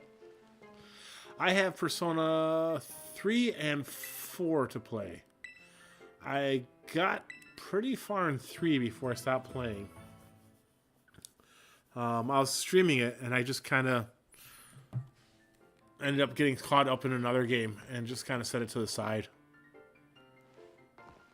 Alright, I'm saving here real quick.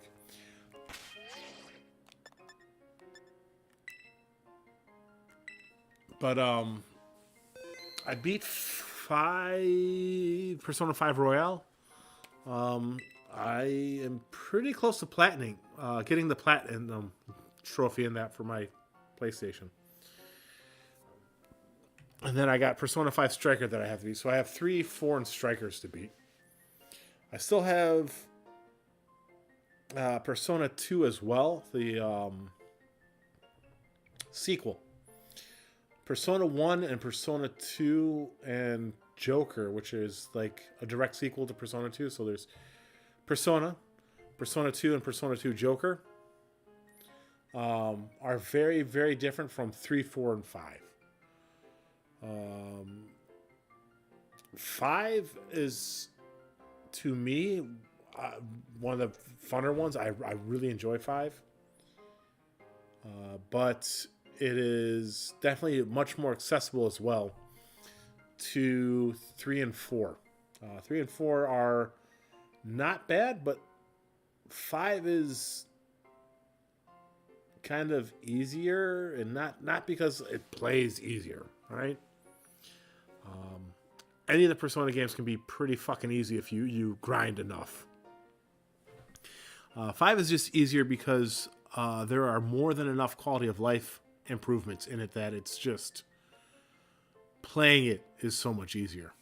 It's a lot. I really, really enjoyed 5 to the point where I beat it. I beat Persona 5 and Persona 5 Royale. And I have Persona 5 for the PlayStation 3. No, I think I have it for 4 for sure. And then I have Persona 5 Royale for 4 for sure. So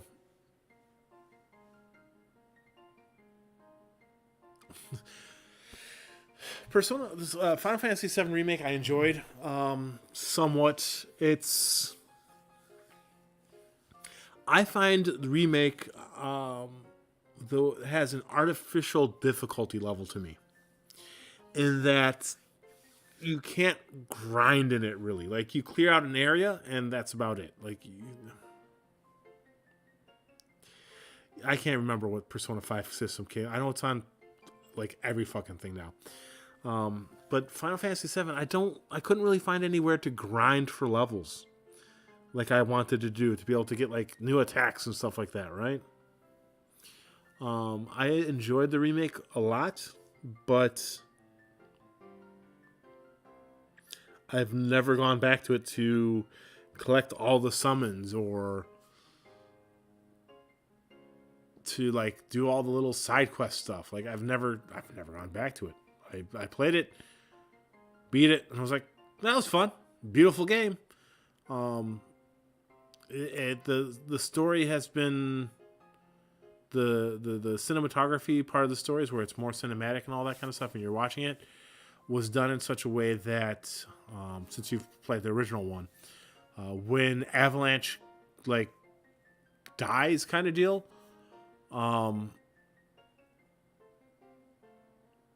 when the Avalanche members die, it broke my heart a little bit. Like, I really felt it. And especially, I can't remember her name for the life of me, but they build up the relationship between Cloud and these Avalanche members a lot better than it was done in the original game. So when they get killed off, you're like, oh. Or when they sacrifice themselves to prevent God, I can't remember the company for life of me at the moment. I had it and then I lost it. From stealing Aerith and all this kind of, you're like, you feel it, right? You really feel it. And that was a really good change, right? Yeah. I know you put the name. It's I can't read. Fucking took off my glasses. Shinra. Yeah. I saw the S. I was like, yeah, I know it starts with an S. I just can't read the rest of it.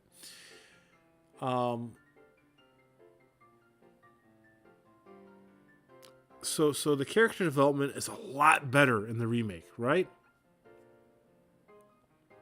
I couldn't even read it, even if you capitalized it. It's at a point of the night where my eyes are like, yeah, I'm done trying. Like, if it was a couple hours earlier, I could actually read it. Squinting a little bit would be perfectly fine. I could read it without squinting. But so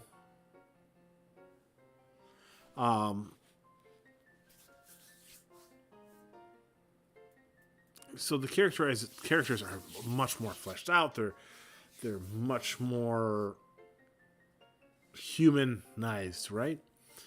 Even Red 13, you don't ever get to use him. That's supposed to be in the next. Okay, Red 13 is supposed to be available in the next Final Fantasy VII remake episode, which comes out.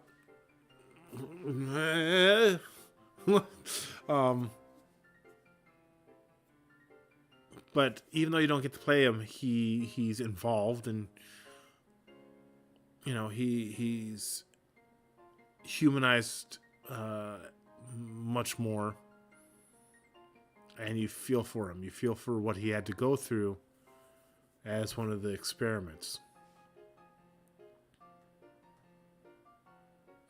Yeah, I doubt it's going to come out in 2138. The great-great-grandson of so-and-so is going to be the one releasing it, and they're going to put it on your gravestone just for you, Lauren. Just there you go. Play it in the afterlife. I'm kind of annoyed that it came out and I was like, oh my god, I really like this. To be honest, when the next part of the remake comes out, I'm probably not going to buy it. I've lost interest. Like, you're going to have a lot of diehard fans who are going to be like, oh, this is great, finally, right? I'm just like, like, cool. They didn't capitalize on it because it looked so pretty and it played, and it was fun to play. And if the remake had come out a year or two after, the rest of it came out a year or two after, I would have bought it and I would have liked it. But like I said, I've gotten to a point where I don't feel like going back to play it anymore. It's not a bad game, but it's not what I was wanting for a remake. Beyond the enhanced characterization and the beautiful graphics and all that kind of stuff, right? And that's great. That's doing a remake right, making the story feel a little bit better, making things flow better, making it prettier, and adding in a little bit of extra this or that to fill in gaps that maybe you didn't catch originally, or you caught and it was just too late to end, right? But the longer I sit and think about the gameplay, the more I'm like, I didn't like that I couldn't grind. I didn't like it's the issue I have with I think you mentioned 13, right? A little bit of the issue I have with 13 was not so much, I don't mind the railroading or the hallways, right? Because that's in a lot of fucking games. Like, and it only feels more open because the map is big, right? You've got a fucking continent you can walk across too. But basically, if you are going across the map and you walk into the wrong area, you're going to get your ass kicked. Unless you've spent an ungodly amount of time playing and grinding levels. Almost every RPG is like that, where you're like, oh, cool, let me go over to this hill. Oh, I'm fighting level 80 and I'm level 12. Right? And that's the way they build their hallways. They put you in an open box and they're like, only play in this area. Right? But they don't express it by giving you a hallway. They express it by surrounding you by enemies that are just beyond your scope. Which is why when Final Fantasy 13 had the hallways, I was like, oh, that's fine. Some of the hallways you can't grind in, some of them you can. But it's so I didn't have a problem with Final Fantasy 13 being like that. It was just like, okay, well, they want you to go here. They want you to experience the game in a specific manner, right?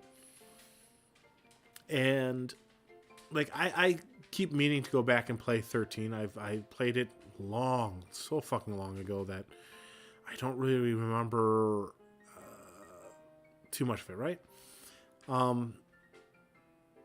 I do know that it didn't open up really for grinding too much until you get to that plains area. And that's when you finally start getting like side quests and all that kind of stuff. And that took a little while to get into. And even then you're like, oh, I'm way under leveled for that. Yeah, Grand Pulse. Like, you're way under leveled for some of that shit.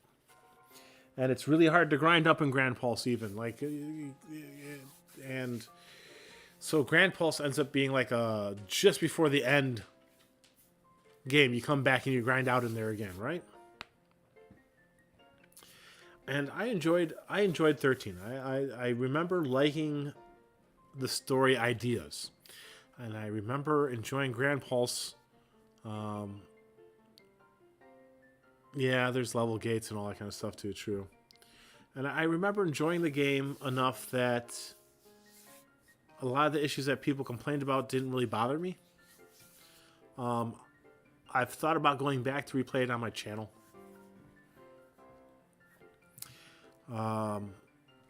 But if I do that, it's one of those things like I'm going to have to really kind of plan it out more than I normally do for games. Not because it's the hallways, but because it's like, make sure you're using the right characters, because when you have the ability to like kind of switch between characters, you don't get it for too long, and you gotta make sure they're equipped right, because now they're gonna break off and you're gonna be using hope and fucking lightning, and good luck.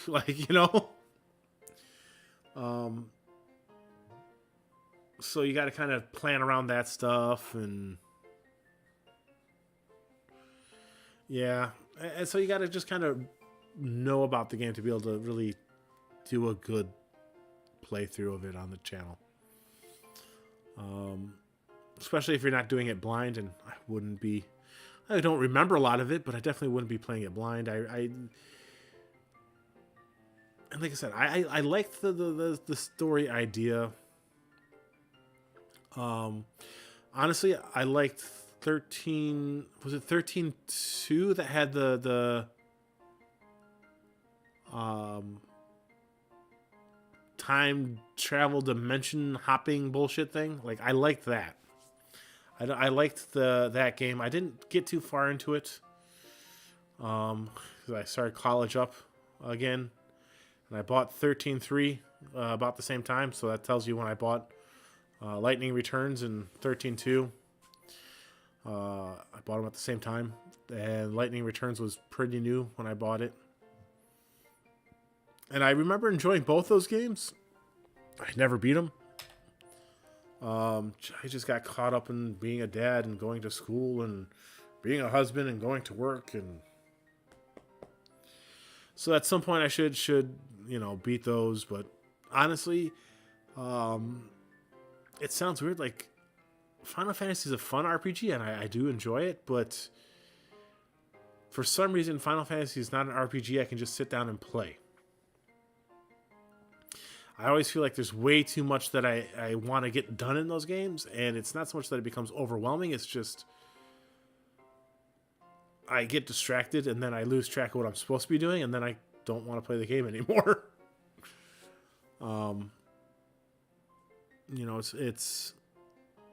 It's weird because one of my favorite RPG series is Dragon Quest, and Dragon Quest is is pretty similar in some ways, but the distractions are a little less. Like, there's a lot of side quests, but a lot of side quests are like, oh, just collect this item from a monster and turn it in.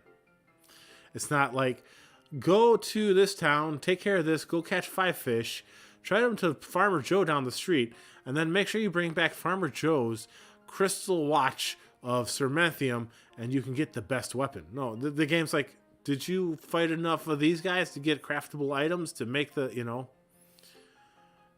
that's the main difference. Dragon Quest is more about, have you spent enough time making sure that your characters are ready for that next boss, and not, have you spent enough time in this town talking to this person to get this item, talk to this person, trade it for that thing, to get it to this person, so that you can go trade it to this person so you can get the weapon you need to fight the next boss. Or you can just buy, a lesser weapon in town, right? Like, this game's like, did you buy that sword in the last town? Cool. Here's a recipe book. You can make a much better sword if you just spend about 15 minutes fighting that character and getting 15 Soma drops, and then you craft it. Good job. You got a really, really good sword that'll last you for like the next 5 bosses. Congratulations. Like Dragon Quest is more about grinding, and than anything else. And then like the side, like some of the quests are a little esoteric. Like there's one in Dragon Quest 11 where you go to a school and this girl's like, I lost a paper. Can you go find it for me? And yeah, I got no problem finding your paper for you. It's off in this little like mini dungeon type area. I plan to grind in there anyways because there's a couple items I want, so I might as well collect all the quests for that dungeon and get them done one time.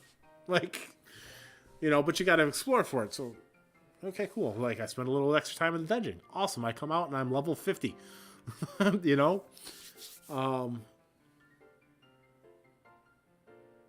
don't know. I just enjoy Dragon Quest more than I do Final Fantasy. It's funny because originally I enjoyed Final Fantasy more than I did Dragon Quest. And that's just comparing the original Dragon Quest, like Dragon Quest 1, 2, 3, to Final Fantasy 1, 2.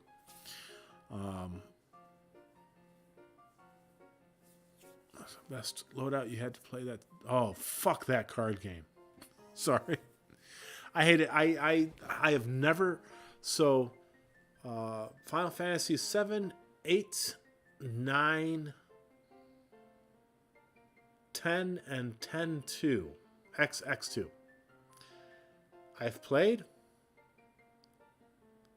and I've beaten in that it was me and a friend playing them together. So I've seen all the story, fought all the optional bosses, but it was a team effort because neither one of us, like he loved Triple Triad. I fucking hated it. So I played a little bit and I was like, oh, this is cool. And then I just watched him play, and then we would be fighting a boss, and my job was to be like, hey, heal. Like, so my job was to keep a track of all his health and mana and all that kind of stuff while he was just fighting. Like, hey, you need to heal. Hey, you need to pop a potion. Hey, that kind of stuff. Same thing with X2. Like, X2 was a fantastic game. I loved the job system coming back.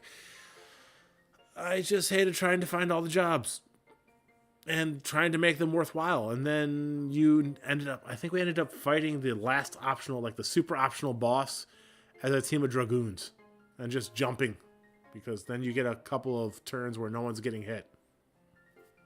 So we had 2 dragoons and a healer, or a healer and a dragoon. I think it's a team of 3. Yeah, it's a team of 3. It's Lulu, Riku, and Yuna. And we had 1 as the healer and 2 as dragoons. And that's how we beat the last boss. Because we just kept... Or Dark Knights or some class like that. Like one person was... All they did was heal every fucking round. Wah! Wah! Like... But yeah. Alright. What time is it? Like...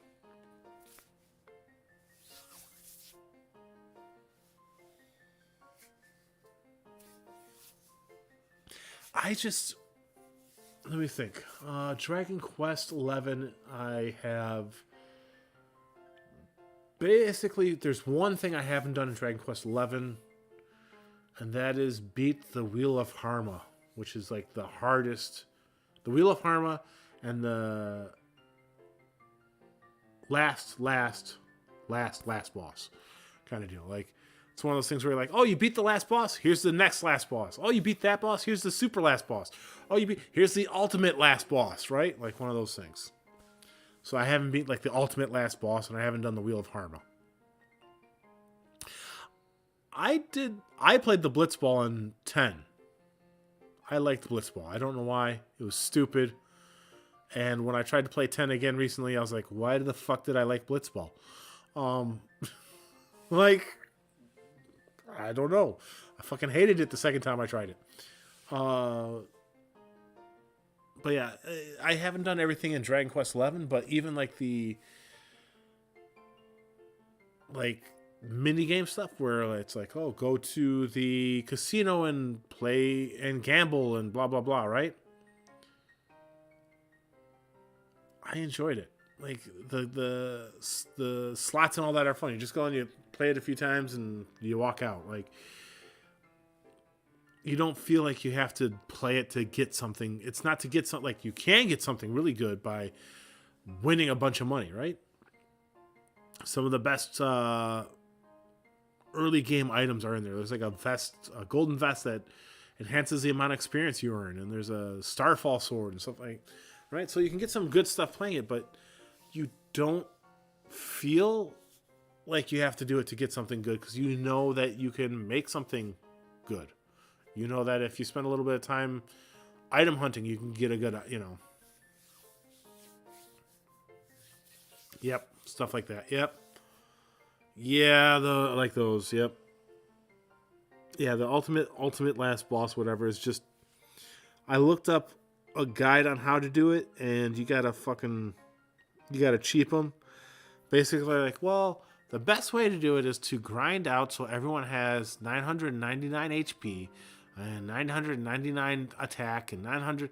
So basically, grind out and get a shit ton of seeds. And I was like, yeah, if I need to do that to beat a boss, I don't want to beat that boss. Like, I might do that for fun, but if I have to do that to beat that boss, and that everything I can read is like, yeah, you have to grind it out. You have to have this character with at least this much magic, this character with at least this much health, and I'm like, if I have to have that, then fuck it. Like, that boss is going to remain unbeaten by me.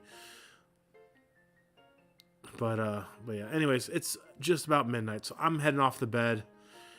I need to sleep and wake up in a couple hours to, well, not 5.5 hours to wake Sophia up for school. So I need to head off.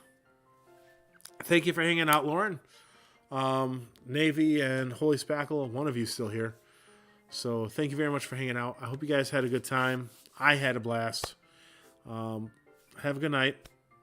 Stay happy, stay healthy, and I'll see you guys later. All right.